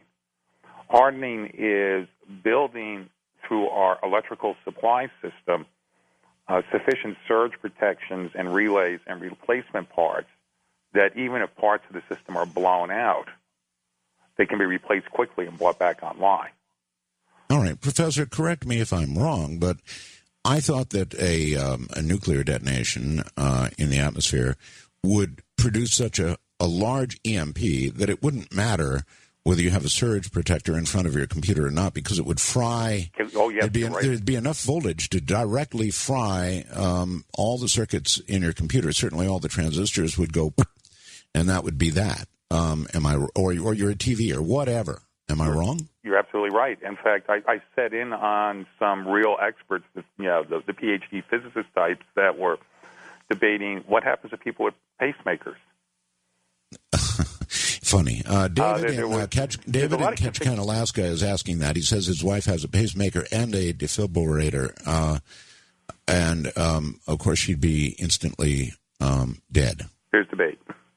It depends, again, upon the voltage per square meter laid down, and it's a line-of-sight event. Let's say, fortunately, his wife is down in the basement, away from any nearby conductive system, doing whatever, and the EMP hits. Maybe she'll be okay, but there's no promise. If she's standing looking up at the sky at the moment it happens and she's in a direct line of sight, it could be a grim scenario. Well, Professor, it's my understanding, though, that these would be detonated at what sort of altitude? I've been told that the optimum altitude is classified, but it's somewhere between 200 to 300 miles. Directly above Kansas, could do a lay down across the entire continental United States. Yes, that was my point. So the line of sight from 200 or 300 miles up is obviously gigantic. I wouldn't want to live in Salina. That's people talk about Salina is just go straight up 200 odd miles or whatever, and you have a line of sight. And, of course, if you're directly underneath it, you're going to get a stronger surge than you would, say, up in Maine. Yes, but it's going to cover, if it's line of sight, it's going to cover a hell of a lot of geography. So, I don't know. I think you've laid out your scenario very accurately. It's really scary. And the question is, what can we do about it? Well, not much. Let me ask about one other line of questioning here, and that is, Ronald Reagan, when he was our president, lobbied very, very hard to have some sort of a protective shield built for the United States so that if, detecting on launch, anything that would be launched, we would turn into dust before it gained much altitude at all. So what about that? What about some sort of great safety net? Oh, gosh. Now you've really hit onto the political sore point of this, and I'll be blunt. It's why I talk sometimes more about solar, because one of my first concerns is hardening the system. SDI, more commonly known as Star Wars, Strategic Defense Initiative, kicked in by Reagan in the early 80s, and you can remember it was met with a lot of derision. Oh, yes. And a lot of mockery, and it has been all across for the last 25 years. Now, those who understand the system know that against a full-scale Soviet launch, SDI is not a guarantee. Even if only 5% of the warheads get through, we're cooked. Right. But, and here is the big capitalized but, BUT. Against the launch from Iran or North Korea, where it's only 1 to 3 missiles, that is an entirely different scenario. And just 2 points here. In Poland, on September 17th, we announced we were pulling out. And also talk about a political gaffe. The day we announced it, by the way, was the day, the 70th anniversary of Poland being knifed in the back by the Soviet Union and invaded. That missile shield system in Poland could have protected the eastern United States from an Iranian launch going from east to west. One other example, when Korea did a series of launches back in the spring. We had a highly accurate radar system working on X-band that I was told can detect a baseball lofting out of a stadium from 2,000 miles away. We turned that radar system off because we didn't want to do something provocative while they were launching their missile. A radar system that could have given us accurate data as to the capability of the missile system. As to where their other launch splashed down, nobody's talking. So, yeah, it's frustrating. All right. Obviously, there's probably some information that's classified that I guess you don't know about, but I would imagine there is some level of SDI up there now that we don't talk about. Yes, there is. We have a battery, and we have four interceptors based in Vandenberg, both Air Force Base in California. We have a battery, I believe, of 20 based in Alaska that could be effective against a Korean launch. Also, your Aegis systems mounted shipboard can be effective in the early stage, the loft stage. You have your loft, your transition, and reentry. But let me add, there is no reentry on an EMP weapon. You have to nail it in the beginning or in the middle, not at the end. Launch phase. Yeah. We probably also have space-based stuff that we don't talk about. Wouldn't you imagine? I can imagine, but I've never heard anybody talk about it. I've heard a lot of people, and I'm very enthusiastic in my support of what's called brilliant pebbles. Yes. There was the dumb pebble system of the 80s, which was kind of an interesting idea. Essentially, you launch a trash can full of pebbles in the direction of an incoming missile, and the kinetic energy of these pebbles spreading out would destroy it. Brilliant Pebbles is a system of small satellites with about a 6-foot-long interceptors mounted on them that are in orbit, same way we have, 14 or 18 geosync, not geosync, our geopositioning satellites. But any particular spot on the Earth is covered at any given moment. Detect the launch, pop it while it's still in the loft stage, or definitely in the transition stage. So we probably have some protection. We probably have some protection that is classified and that we're not aware of. Yeah. Hopefully that's the case, and maybe that's why they're not educating the public. Perhaps that's why they're not educating the public about the danger. Otherwise, the collective silence on this issue, with the exception of what we're doing right now, is overwhelming and can't be justified, can it? Well, let me present an absurdity. In talking with Congressman Bartlett and his staff, and they were tremendous help with getting data. And I remember early in my first conversation with Congressman Bartlett, who is our leading advocate, along with Benny Thompson, by the way, a liberal Democrat from Mississippi, and a conservative Republican from Maryland, worked together on this. Congressman Bartlett said, Bill, the problem with EMP is there's no constituency. Now, sir, I maintain you are doing a great patriotic duty tonight by talking about this. You reach millions of people. If you help build a constituency of audience who start to say to their congressman, by heavens, one of you guys is going to take this thing seriously, then you've done an incredible service for America. Now, let me give you an absurdity. While all of this has been going on, and since my own direct involvement in my book, 1 Second After, coming out, you know that Congress passed a law forbidding us from owning chimpanzees? I do that again, please. I'm sorry. Congress passed a law forbidding us from owning chimpanzees. Okay. Do you see my point?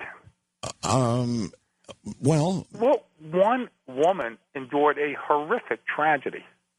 Remember, she was on some talk show a couple weeks ago. The woman who had her face torn off by chimpanzees. Oh, that's right. Yes. Mm-hmm. Well, that gained such national media attention that some congressman stood up and says, by gosh, we got to pass a law against chimpanzees. Yeah. Meanwhile, the entire nation is at risk on other issues, and it's ignored. It shows the absurdity of government at times. Well, when I look at this, I can only imagine that they either feel there's nothing we can do about it, or that even an education of the public wouldn't allow a preemptive strike if that's what it's going to take, and it sounds like it will, short of something classified that we both don't know about, or at least I don't. Are you aware of... let me rephrase this. Are you aware of any classified material that would justify the government's silence on this subject? Let me please, and I'm so glad you asked me that, please let me emphasize, I have never looked at classified information. I have asked questions at times for two experts who just smile and say, Bill, let's change the subject.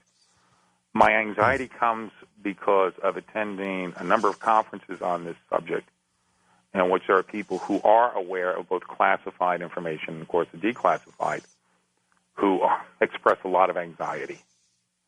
That reaction tends to tell me that there is a real, genuine reason for a national concern and a need for national education on this, which you are doing at this very moment. I'm not sure what, assuming that you had the cooperation of those people who listened tonight, and it scared the hell out of them, what would you suggest they do? House Bill 2195, for starters. Now, Grant, we're all preoccupied with the health bill and other issues, and a wonderful lady in my life has a wonderful quote that I know Congressman Bartlett even picked up on, which is, she was reading my book and doing some editing on it. She said, Bill, what good is a bailout? What good is a health care bill if there's no country left to bail out? Good point. Good point. House Bill 2195, you said? H.R. 2195, co-sponsored by Benny Thompson and Representative Bartlett. You can look it up online. It is a first step towards hardening our system. So it provides for the beginning of the hardening of the infrastructure? Mm-hmm. In what manner does it do that? It's looking particularly at the smart grid system that the administration has proposed, which ironically is even more vulnerable in its infrastructure. It's creating more vulnerable points. Granted, it's beautiful high-tech, highly vulnerable. H.R. 2195 specifically demands funding, which would increase the cost by about only 10% to ensure that the smart grid is sufficiently hardened to withstand a major EMP event. It would be a huge step.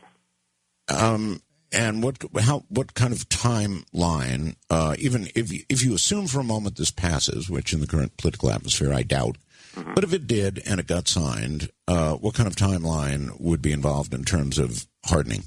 I've been told 3 to 5 years we could start to see a major effect. 3 to 5 years. With regard to a possible attack by any one of these rogue nations of the sort you've laid out tonight, how soon might that occur? I am deeply, deeply concerned. In fact, when you were going over the news at the start of your program, and I could hear in the tone of your voice discussing a number of nations have told Iran, oh, please, please stop. Yeah. I am deeply worried for the safety of my daughter and my country on the day that Iran has lost capability, which they already have, combined with fissionable warheads, that they have 2 to 3 of them. That's the day they can take us out. It's about as scary as it gets. Yeah. It's really about as scary as it gets. What I'd like to do, Professor, is allow the audience to begin to ask some questions. Go a little bit earlier because there are an awful lot of very, very good questions. I suppose we didn't concentrate as hard as we might have on the solar aspect of this, but it seems so difficult to marshal enough support in the case of the sun. In other words, an event from nature, as compared to the act of a nation and a possible preemptive strike. Anyway, this half hour is gone. When we get back, we're going to open the phone lines from Manila, Southeast Asia, in the Philippines. I'm Art Bell. This is Coast to Coast AM. Want to read about it? It's called 1 Second After. That's the professor's book, 1 Second After. I'm going to read an email because I want the professor to have a moment to digest it before we come back. And this was sent prior to the show, and I thought it might be relevant, and I think it is. And I'm not going to name the person who sent it for obvious reasons. Art, I look forward to listening to your show tonight about EMP dangers to the grid. I've got to let you know that I worked at San Onofre Nuclear Generating Station, SONGS. That's an acronym for it. We had Chinese Communist Army engineers working on the most sensitive aspects of Unit 1's TMI, 3 Mile Island, upgrades. They worked on the SIS, Safety Injection System, that was the main safety of nukes. The sequencer drive controls a sequence, that is, and how and when the control rods are dropped into the reactor and interact with the scram breaker. The control room being converted to computer systems, which put the control room under threat by outside influences from anybody who breaks into substations and switch yards. The software was written in India, as well as much of the engineering being done offshore. I experienced all this firsthand. Power plants, switch yards, and substations talk to each other by way of the transmission lines. The large basket-like contraptions hanging off the lines at the station's deadheads are wave traps where the messages are culled off the transmission lines and deciphered at the control room so that the power plant can adjust the power factor and adjust for leading and lagging VARs, that would be volt, amps, reactants, for their customers. This is their Achilles heel. When the enemy is designing everything in your power industry, you could actually say the enemy is in the wire. At first, I thought the reactors were at risk, but I later understood that to destroy this nation, all you had to do was destroy the substations by controlling the switch yards and shunting out power stations and keeping the overcurrent relays on to overload and burn out expensive equipment that no longer is staged at power company laydown yards or even made in this country. You can't even get nuclear power plant motors rebuilt in this country anymore. If this stuff is burned up, it cannot be replaced in a month. In 2 months without power, you're never going to be able to recognize America. There'll be a severe population reduction without power, and no one will ever know where it came from. They'll just think it was from an EMP device or a massive solar flare, and they'll never be brought to justice. SCRAM was in origin an acronym for Safety Cut Rope Axe Man. Let me say that again, Safety Cut Rope Axe Man. And that was coined by Enrico Fermi himself. Back with the professor in just a moment. I, by the way, call you professor so that as the program proceeds, Professor, they don't think that they're listening to some crackpot. Okay, I prefer Bill, but Professor. Whatever, Bill is fine, but yes, I think I'll continue with Professor so they understand that fact. Now, did you hear the email? And I wonder what reaction you scared the hell out of me. Yet again, recall it was about a month or two ago. There was hacking into the power grid. Which had a lot of people concerned. There's reports that when Russia went in on Georgia last year, it was preceded by a hacking into their power grid and their communications grid. It's also believed that the Russians did a training exercise of hacking into Estonia's communications and power grid. It is now a standard operating procedure for war fighting. Okay. There have been a number of movies on the subject, and just before we go to the phones here, and they're all lit up, wanted to ask you how realistic, War of the Worlds, for example, that was an EMP. Hated it. Really? I mean, the cars stopped, except our hero's car, which, got worked on quickly. And change the solenoid. Yeah. Friends are embarrassed. Girlfriend, daughter, friends are embarrassed to go to a movie with me because being a historian and such, I can make some very loud comments in the theater. And when his car, he said, change the solenoid, I did make a scatological comment. Bill Nye, the science guy, who's a really great guy, he actually did a little 15-minute piece for STRATCOM, the old Strategic Air Command, and it's called How Hollywood Gets EMP Wrong. And, I'm glad you asked that question because you helped me hit a nail on the head that I think I've been missing. Part of the problem with EMP is people see it in the movies all the time. It's like Ocean's 11. Oh, well, EMP Las Vegas for 30 seconds, and then the power comes back on. The one with John Travolta where he snags a couple of weapons. Oh, don't worry, I'll turn the ignition off on the car. The EMP won't bother it. Hollywood keeps getting it wrong, and people believe it. I know.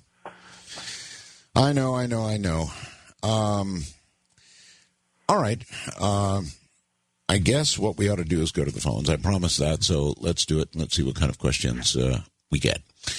From Lima, Ohio, John, you're on the air with us. Good Hi, evening. Art. Hi, Professor. Hi, John. How are you doing? Okay, how are you?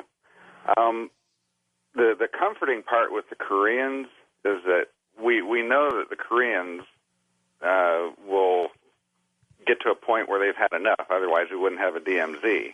Mm-hmm. But the Iranians seem to be a different factor. So I'm not sure how versed you are as far as Muslim theology. But my thought goes to, what if we were to destroy the well where this Mahdi is supposed to originate from? Do you think that would have an effect? I think it would have a very violent effect if we did that as a preemptive. Mm-hmm. Though maybe conveying the well will disappear could be one aspect of it. And yeah, you're right. Shiite 12ers are one particular sect within the Muslim movement, the religion, and it's one of the most radical and one of the most dangerous. Mm-hmm. And the idea about creating the end times, so this hidden Iman from, I think it's the 8th century, emerges from the world and emerges back into the world, that's a terrifying thought. And yeah, you hit a good point, threaten the well. But I think the reaction would be rather violent. Yeah. As far as vacuum tubes, would vacuum tubes help within a circuit, or would the rest of the circuit be affected? If I was going to have anything, and I believe Mr. Bell would agree, I'd like to have an old-fashioned vacuum tube radio somewhere that I could rely on. Okay, thank you. That's assuming that any of the broadcasters were left to broadcast. Mm-hmm. So, yes, perhaps a vacuum and old glow-in-the-dark radios, what we call them, might work, depending on the level of EMP, I suppose. I mean, diodes can still burn out, and other sensitive parts of a radio can go, so I don't know. You've laid out such a scary scenario, Professor, that unless we have classified stuff that I'm unaware of, and you obviously are unaware of as well, the only protection is education and then action, and there's not going to be any action, and certainly no preemptive action until there's education, right? You got it exactly. That's why I'm awed that you're devoting your program to this tonight. If but 1% of the audience reacts, conveys to Congress how they feel about this, that starts building a constituency, so that rather than passing idiot bills about banning chimpanzees, we start talking about how do we realistically deal with EMP as a military threat, how do we build a defense policy to respond to that, how do we prepare our infrastructure, and how do we prepare personally within our communities. Okay. David, in Mesa, Arizona, you're on the air with Art Bell and Professor Forstchen. Hi. Good morning, Art Bell and Professor. I'm a long-time listener. I first listened to you when you and Richard C. Hoagland discussed the weather control in Alaska, if you remember that. Well, we discussed HARP. Now, whether HARP actually accomplishes weather control is another question, but right. Proceed. Now, the next thing is why does everybody keep talking so negative when the fact remains that only once did you ever hear we have the cobalt bomb, which is supposedly 1,000 times more destructive than the hydrogen bomb when President Truman was in office, and they never exploded one because they were afraid that it might destroy the earth. And anybody that thinks that what you were talking about, both of you, all night long today, that if Korea or any other country, including Iran, were to launch a nuclear bomb towards the United States, and we thought it might destroy 90% of the population, that we would not retaliate with a cobalt bomb. Well, again, I'm sure we would retaliate with everything that would be needed to destroy utterly the nation that did this to us, but at that point, it would be somewhat academic since an EMP series of weapons above the U.S. would end the United States, Professor? Yeah, well, I dedicated my book to two people. I dedicated to my father, who taught me about my country and patriotism, I dedicate it to my daughter, that she grows up in a world that's safe. Retaliation after the event, and which world in which my daughter is going to die, is not very comforting. I want to make sure it doesn't happen in the first place. And part of that is the gentleman conveyed, a very firm foreign policy statement. Don't even think about crossing the line. Well, I'm not sure it's such an instruction to somebody who wishes to die, and begin partaking of their 72 virgins, is going to mean very much, whether it comes from the United Nations or directly from the U.S. government as a here's what we'll do kind of deal. I mean, that's just not going to do much. The only thing that will affect one of these nations will be to end the threat, and by that I mean end it in a military fashion.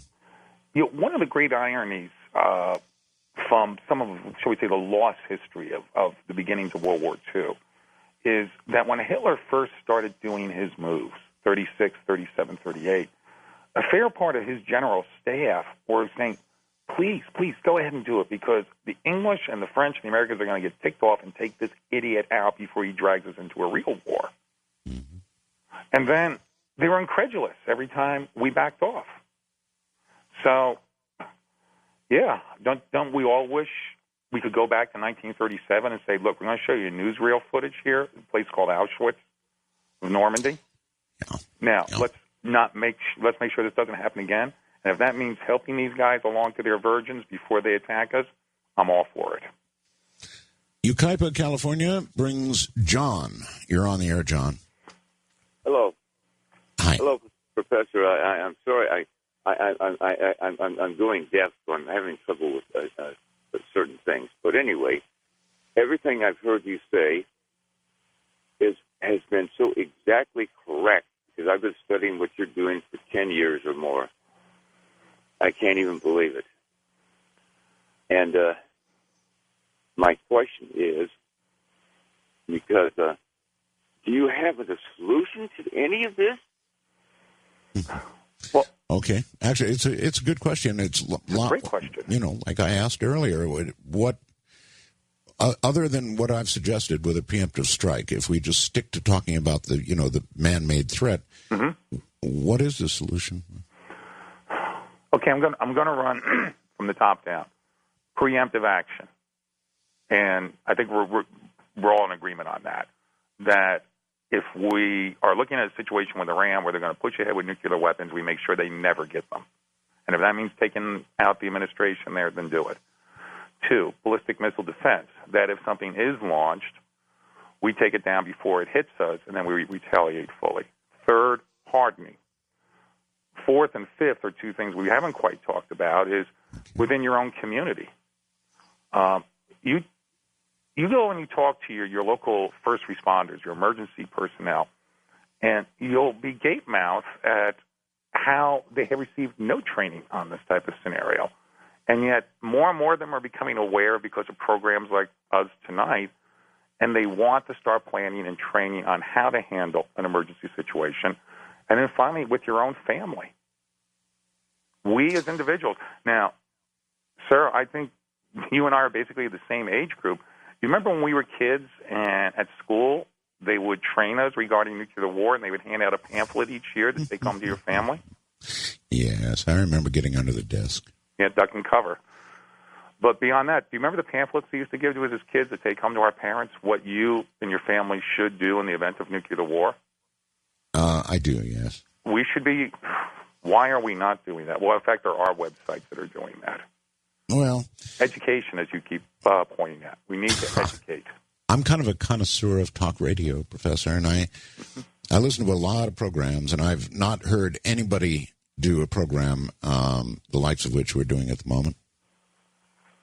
How many people are you reaching, do you think, this moment?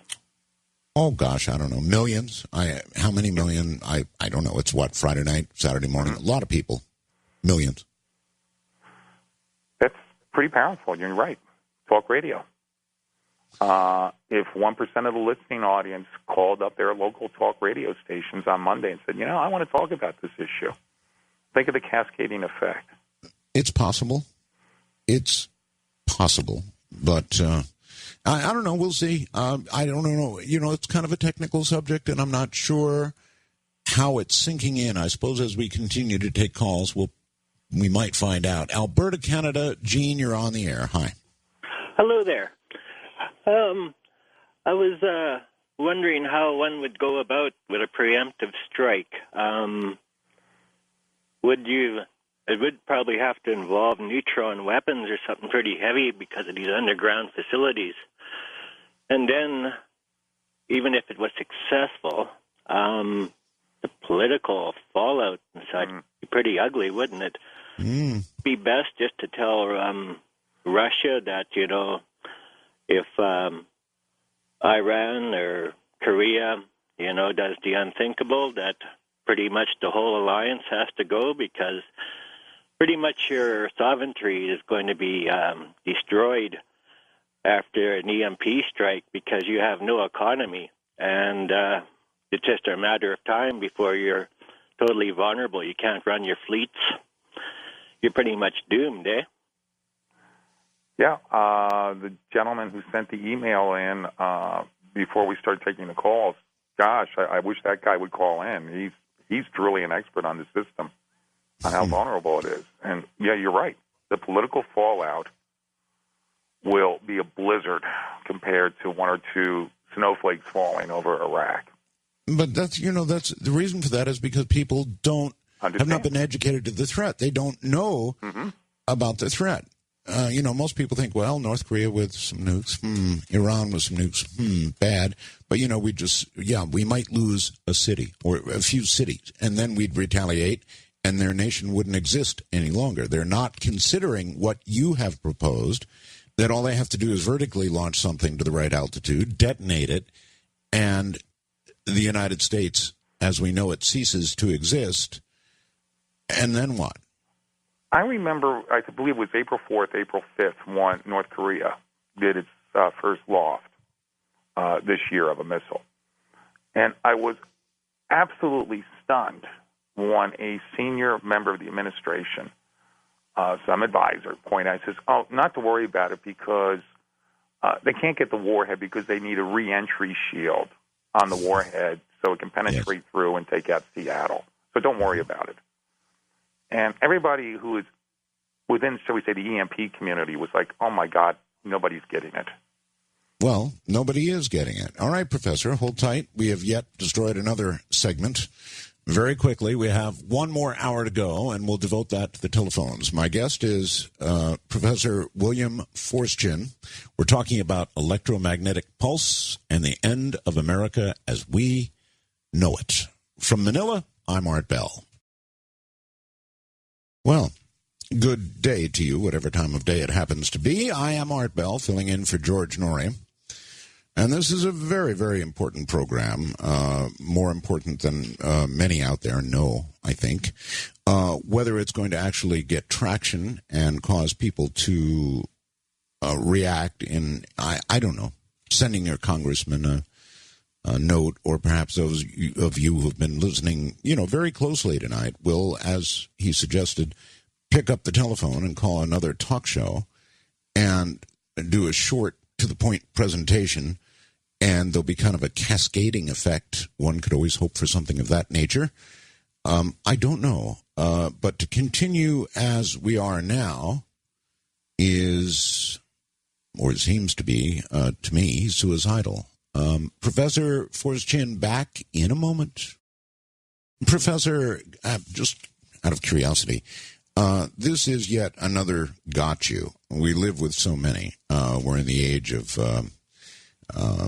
nature getting us with H1N1, biological constructions going on in dark little labs that could end the world, little bugs that could end the world. So how do you impress on people the truly serious, real-time, right-now threat coming from a group of people who just don't care about their own lives? Their goal is to end the world as we know it. How do you impress on people the severity of the threat? History. Yeah. Just spend a couple of hours and let's do this. Put into your head, imagine you're a Jew. And then go back and look at what you could see online, on YouTube or whatever, film footage of Auschwitz, of Buchenwald, of Treblinka. And then go look back 5 or 10 years earlier, where there were so many people saying, oh, it will never happen. Oh, the the Nazis are a bit crazy, but they'll never go that far. Well, we know history taught us. They did. And then now we actually have a regime in this world who laughs at the Holocaust, who says it never happened. Mm-hmm. But then in the next step, we'll then turn around and say, but if we can do it to the Jews again, we will do it. History should teach us. Now, I don't necessarily buy the line that, I'm a historian. I've been in this business 30 years. And, we are doomed to keep repeating things. But by golly, there should be some things that should connect to us. And EMP is a Holocaust beyond our imagining. All right, back to the phones. Let's go to Louisiana, and Cornelius, you're on the air. Hey, Art, God bless you and the professor. I hope you all had a happy and blessed Thanksgiving. And Gina, your call screener, and all the coast-to-coast listeners. I had a question, and I'm glad you mentioned that about Israel, because I had told Gina, I said, I believe the Israelis will attack the Iranians, and that will solve our problem as far as the EMP. So that was my comment, and God bless y'all all. Well, God bless you, and God thank you for the call. Sir. And you think the Israelis will do... Lately, anytime there's a problem, Professor, we've told the Israelis, lay low, we will handle it. Right? Yeah, you hear my sarcastic, Wasn't there a member of the administration just a couple months back that said the Israelis attempted to launch an attack on Iran, we would shoot the Israelis down? Something like that, Yeah. They... Again, the Jewish analogy, but it strikes home to me in a very personal sense in that my beloved mentor is a Jew who survived World War II. The man who became very much my father figure, teaching me to be a historian, he fought. He managed to get out, and he wound up in the British Army. And most of his family died in that. The people of Israel understand that they are on the razor's edge. They see it every day. Mm-hmm. But even Israel, in recent years, Israel at one point was very, very proactive in terms of, preemption, that sort of thing. But in recent years, hate to say it, you might not agree with it, but Israel has started their own brand of political correctness as compared to what they were some years ago. Synchronicity, sir, because I was about to say the words political correctness is destroying Israel. All right. From Wichita, Kansas comes Michael. You're on the air, Michael. Hello, Art and Professor. First of all, a little ray of hope, maybe. There are several what used to be termed survivalist-type sites or blogs, prefer to call themselves preparedness types now. But these are civilians, and the subject of EMP is being discussed, and also how to countermeasures that people can take, such as putting radios or ham gear in tuna boxes or Faraday cages. And I, of course, in the military, until in the 70s, we were still using vacuum tubes. The primary reason was for EMP protection. And, of course, aircraft is using more and more fiber optics all the time.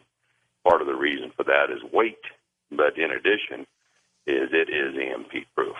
So my question, though, is what can individuals, the chances of the government doing anything or doing anything in time are probably nil.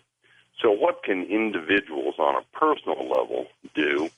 And I realize the infrastructure may be gone, but still, to protect your laptop, perhaps even your automobile, what are some of the things you can do to try to harden or EMP-proof personal equipment? That's totally a fair question. Professor, what about your automobile? What would you do to protect that? Well, Mr. Bell, you've hit it repeatedly where you mentioned how do we educate, and the gentleman who's called in has hit one of the key points. There are a number of sites. I particularly recommend. I've been reading a lot of Rawls stuff. Rawles. His books. He has a website that, boy, you talk about an expert who covers everything. Regarding automobiles, well, in my novel, 1 Second After, there just so happened to be a 64 Mustang and a 59 Edsel sitting around. Any vehicle, there's a lot of debate about what happens with vehicles. Anything much beyond 1980, 1985, you start getting iffy. Look up YouTube, look up Taurus EMP, Ford Taurus EMP, and you'll see a demonstration of EMP zapping a Taurus. As to the technical, what to do with a modern car, I'm sorry, I'm not a tech head on that. I think not much. I turn the key and the car turns on. I go, oh, great. I'd like to find an old Volkswagen and stick it in my garage from the early 60s. Okay. Not a lot of people are going to end up doing that. You and I both know it.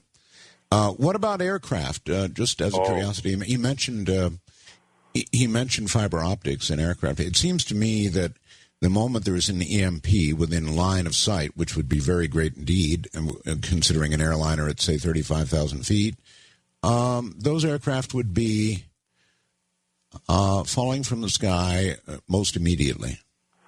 I'm going to say the word synchronicity again, because while we were on commercial break, I was thinking about that. I was hoping the topic would come up. I certainly would not want to be in a 777 or one of the new Airbuses. So maybe you've seen some of the news articles about the software problems that they're having with many of the new jets. Sure. And the pilots are no longer able to override them in time. Right. Now, I'm a pilot. I own an original World War II aircraft. I fly it every week. I know that thing's going to fly no matter what. You still have to get out and grab the prop and shout clear. Modern aircraft, I've heard pessimists say that go online, look at the map. You can see online where it's a map of air traffic across 24 hours. There's about 5,000 commercial aircraft in the air at around noontime. Right. Most of them are going to fall from the sky like a rock. That's what I thought. Gary in Pittsburgh, Pennsylvania. Good morning. Hi. I'm a big fan, and I just had a quick question for the professor, and I'll take it off the air. It would seem to me that the Star Wars program would be useless only because of a basic physics law that I was taught in high school and college, was that you can't know the velocity and the position of an object at the same time. You can either know the velocity or you can know the position, not both. And so Star Wars would seem to be the kind of thing that would be, and I mentioned this in a bar one time, and we tried it a couple of times, me and my friends. We sat there, and one of my friends would sit on the other end of the bar, and I would sit on the other end, and he would throw a rock, and I would try and throw a rock and hit it out of the air. It just seems absurd. I'm not saying it's not worth pursuing, because an EMP attack would be really bad, obviously, but I don't understand how that. I'm not sure that a bar rock fight qualifies as a good analogy for what we're talking about here, Professor. Well, it's a good departure point, though. Okay, person A throws a rock, and the gentleman who's just called in, he throws a rock. But remember, the rock has a thruster on it and a radar system, and is receiving data from other points as well, and tracks in on it, which is standard with any air-to-air, surface-to-air missile today. I had a long conversation several months back with a four-star who's a really wonderful gentleman. He's been involved in the whole issue of SDI for 25 years. He said, we're no longer at the system level of considering a bullet hitting a bullet. We do have the capability, if we would invest in it, of picking a point on the bullet that we want to hit. There was a test that's declassified in which two missiles were, ballistic missiles were at a target system. Happened within the last year or two. The first missile destroyed the target. split second later, the second missile intercepted the largest piece of the target that was tumbling off that was about a square meter. Wow. And that was at something like 8,000 miles an hour. Mm-hmm. So that second rock has a thruster and a radar and tracks. So it can be done. Oh, absolutely, yes. And it's a great investment. If you have the political will to say go ahead and do it. Well, can I draw an analogy for 30 seconds? I don't want to take away time from the. No, sure, go ahead. I was out today shopping with my daughter for a car. My baby is about to get into an automobile. What kind of dad? And we're on the lot. We're looking at a car for around $14,000. Now imagine this conversation. I say to the guy, "Great. Do me a favor. Pull out all those darn airbags and these safety systems and the engine block drop and everything else. How much can we knock off the price?"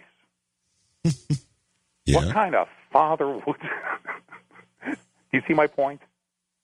Well, I guess I do. I figured you to be buying her a little Volkswagen. Well, no. I walked in there and I said, "I want reactive armor on the car. I want a safety radio." Reactive armor. I'm willing to spend the thousands of dollars necessary to protect my precious baby. Now, we're talking tens of dollars per American citizen per year to start building an effective ballistic missile defense system. Isn't it worth it? I don't know. I'm still thinking of how to fit reactive armor onto my car. Okay. Terry in Melbourne, Florida, you're on the air. Good morning. Hello, good morning. Hey, Professor, you were Morning. mentioning the Carrington event and that it happened. I noted that it happened just 2 years before the Civil War in 1861. Mm-hmm. And due to humans being electromagnetically affected beings, my question is, have you noted or taken any data on solar flares happening prior to war starting? It's an interesting point, but as Mr. Bell pointed out at the beginning, organic that we are, I mean, if we were made of metal, yeah, I would be concerned.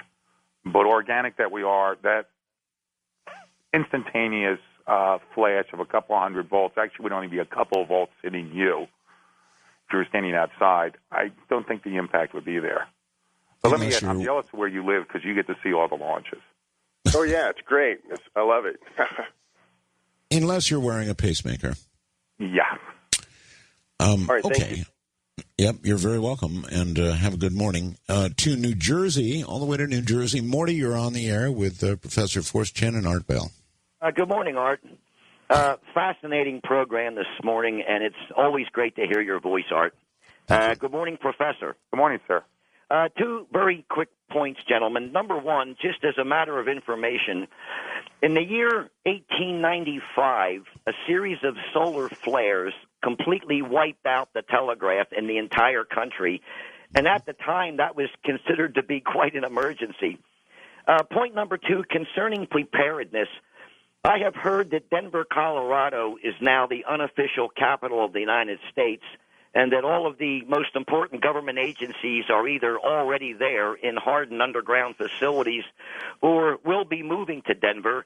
I understand the CIA and half the Pentagon are already there. So it sounds to me like our government is definitely expecting something to happen. They're not doing all of this moving for nothing.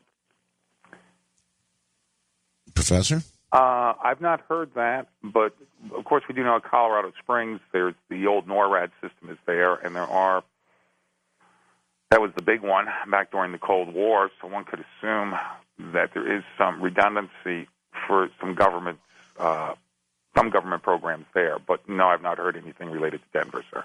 Actually, I have. There's a lot of Internet chatter about a move to Denver, and I'm not sure that I understand it. It's a mile-high city. I suppose the adjacent mountains, perhaps. I don't understand why. Big Cheyenne Mountain Complex nearby. Mm-hmm. All right, to Culver City, California, and Olin, you're on the air. On my car radio, I put 3 1N4001 rectifier diodes in series pointing from the antenna to ground, and 3 more in series pointing from ground up to the antenna, which gives me a plus and minus 30-amp surge capability. Right. Do you think that those diodes will protect my car radio from EMP?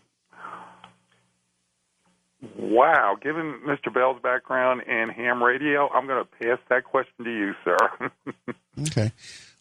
It's going to protect your car radio from, for example, a lightning strike or something of a lesser magnitude than a full EMP event produced by a nuclear weapon. Yes.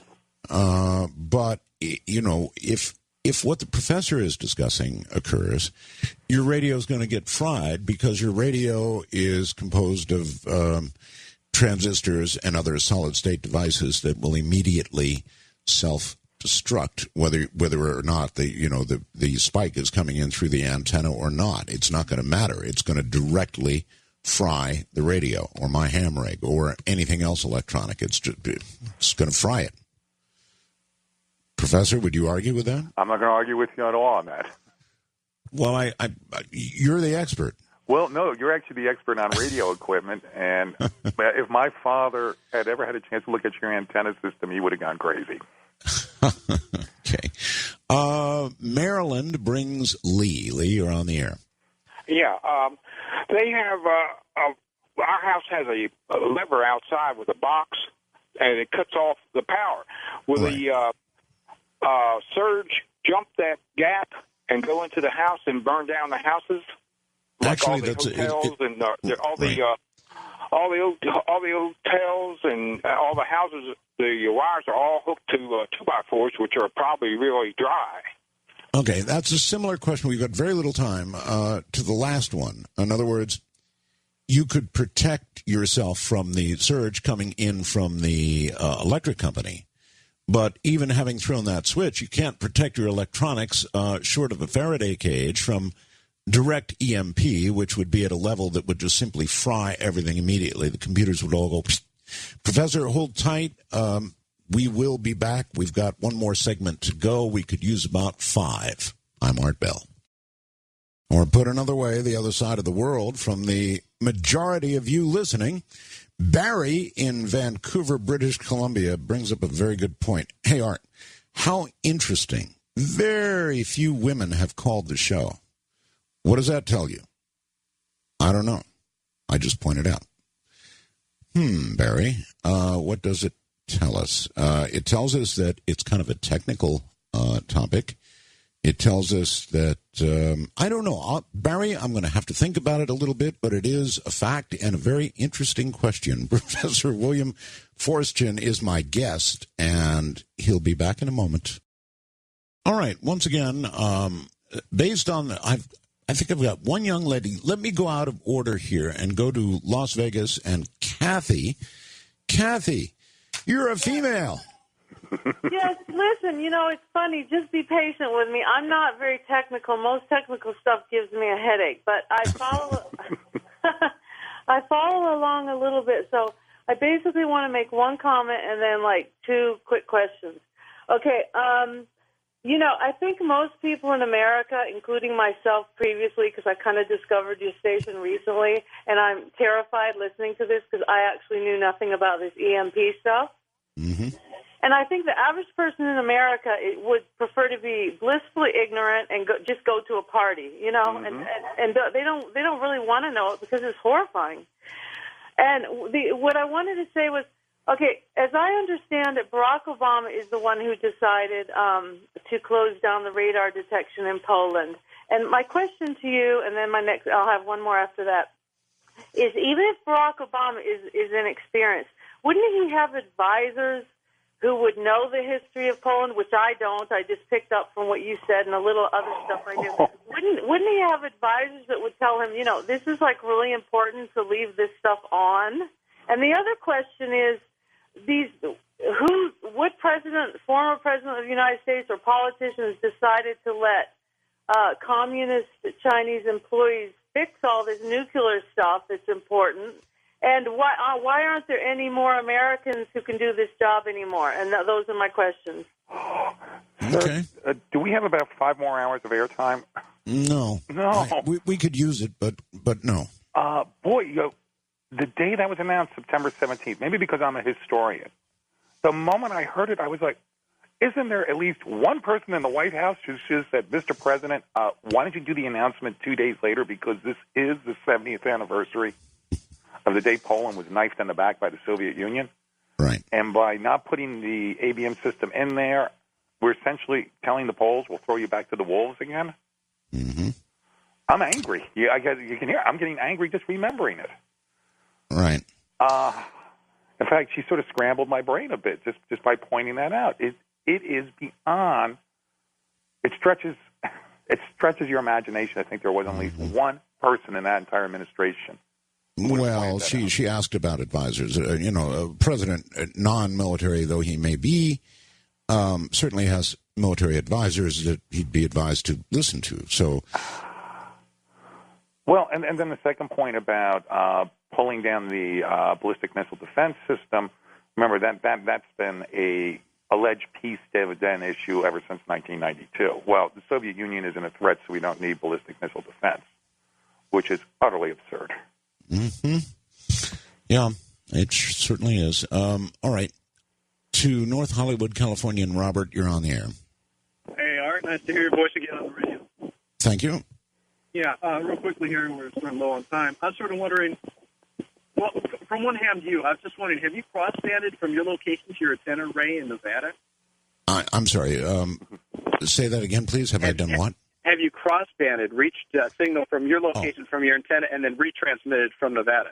No. As a matter of fact, I don't even have an antenna up at the moment at my current location here in the Philippines. So I thought you had one on your condo. Okay. I'm working on it. Okay, that would be sort of fun anyway. Anyway, back to what's going on here. Yeah, I worked a long time ago. I worked for a place called Veridine. We made the trigger assembly for SDI laser systems. Mm-hmm. And it's fun. Most of the systems are compartmentalized, so I don't know anything other than just the basically capacitor and resistor array that we made for the triggers. But knowing that Russia and the United States were major technological competitors, basically, and our main problem with Iran, since I met a lot of people in the military and intelligence, and I learned a lot about Iran, is basically their government is being controlled by Russian intelligence. And they put the guys in power there, and they have military bases there. We cannot ever attack Iran without going to war with Russia. So we're in a stalemate in that situation. And Bush... Well, stop there for a moment. I'm not certain that's so. Could we preemptively attack Iran without engaging Russia directly, Professor? I guess it's a political Remember, question. A fair part of the radical Muslim world refers to us and the Russians as the great Satan and the little Satan. Mm-hmm. The issue of Afghanistan still resonates deeply. If the Iranians are playing cozy with the Russians at the moment, that's part of the great game that's been going on between them for hundreds of years. And they have fought repeated wars across those hundreds of years. So Russia might be playing a game of the moment in terms of trying to reestablish its power position, but there's no love lost between those two sides. Yeah, I would agree. Caller, go ahead. Yeah, my main question is this. William Jefferson Clinton, President Clinton, and Bush both agreed on this one thing. And Clinton said this fairly clearly, and I want your opinion on this. He said that we would absorb a first strike on any country with a weapon of mass destruction. Now, I know the answer to this. I don't want to say on the air, but I just wonder what your opinion is and what you've heard about this, us absorbing our first strike. I would clarify that slightly. We have always had the policy of launch on detonation, not launch on warning. Launch on warning means, our radar is picking up their missiles. Okay, guys, hit the button, let's go. And then we find out it's some Canadian geese, and we just destroyed the world. So there were certain target areas in the United States throughout the Cold War that we kind of figured that's where the bombs will hit first. It will give us at least a couple more minutes to launch out of our facilities in the Dakotas. So I think that's more the point we're looking at here. We'll take the very first hit, but the difference now is with EMP, we're not talking about the detonation of hundreds of weapons. We're talking about 1 to 3 weapons, which is it's an asymmetrical first strike, something entirely new.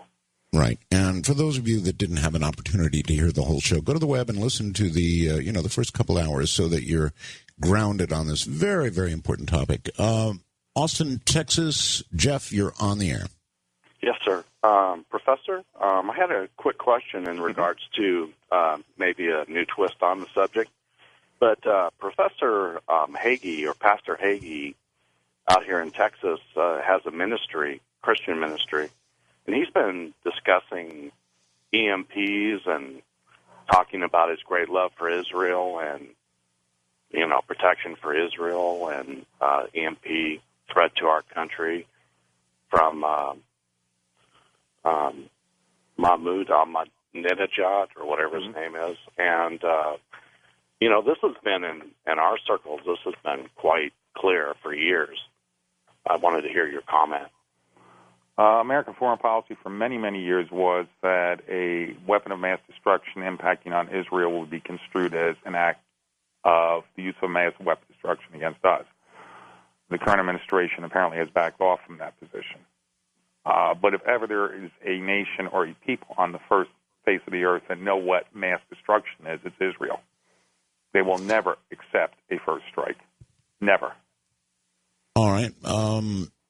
All the way to, I think, where you are there in North Carolina. Stan, you're on the air. Yes, Art, Professor. Great show. A little background. When I was in the service, I worked for an agency now defunct, Army Security Agency. I had read initially about the EMP that affected Hawaii during the late 50s. Mm-hmm. My question, though, is that people are talking about ICBMs.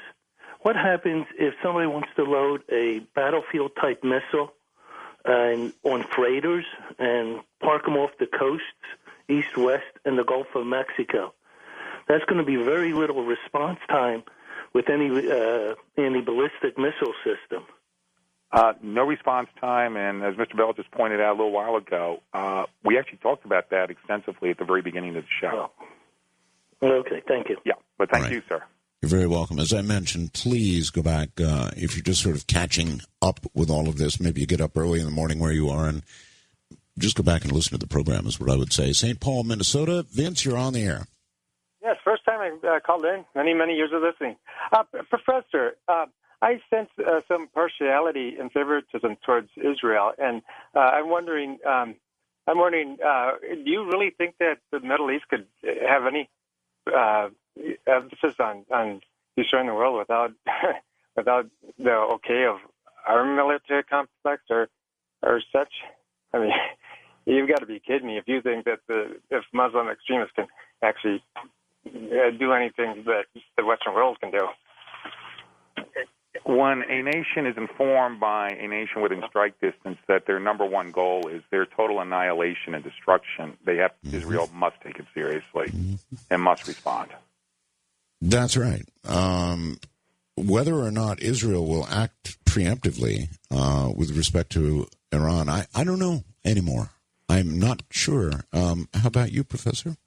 Well, again, my analogy, if I have my neighbors out there doing target practice and it's my picture on the target, I'm going to start taking that real seriously. But that's your analogy. With what's going on right now in Israel politically. Well, what we talked about, I think about half hour, 45 minutes ago, political correctness can kill Israel just as much as it can kill the United States. It certainly can. Okay, I don't have a name and a location, but Wildcard Line, you're on the air. Good morning. For the professor, does the professor realize I did an analysis about the grid going down? When the grid goes down, we will not go back to horse and buggy days. We will go back to hunter-gatherer days. I think that's a fair comment, Professor. Absolutely, yes. The congressional report says 19th century technology. I say let's take a closer look at the 14th century. Yeah. Chicago, Jim, you're on the air. Hi. Hi, Art. Professor, I have a question about vehicles. Mm-hmm. Would something as simple as a lead liner attached to the other side of your hood or perhaps in the headliner of the vehicle protect us from EMPs? Well, you need a pretty powerful suspension system to handle that, and no, it would not. No, I was thinking more along the lines of X-ray vests that X-ray techs wear readily available. That wouldn't do it? You got a weight load there. You have so many entry points in terms of the conductive surface of the vehicle, that you'd have to pretty well coat the whole thing in a non-conductive material and then ground it. That's another option right there. Yeah. And then ground it. Remember, these vehicles run on tires, right? So it'd have to be parked at home with a giant ground wire and something driven into the ground. Okay, that's one more question I have. Does the circuit have to be energized at the time of the hit? No. Take it out? No, the answer is no. No. Okay. Well, thank you. Thank you, sir. You're very welcome. Cheery stuff, huh? Really cheery. Does it have to be on, essentially, was the question. No. The answer is no. Idaho, Bob, you're on the air. Good morning. Yeah, hi, gentlemen. Hi. Could not your 90% figure be optimistic if this happened in the wintertime?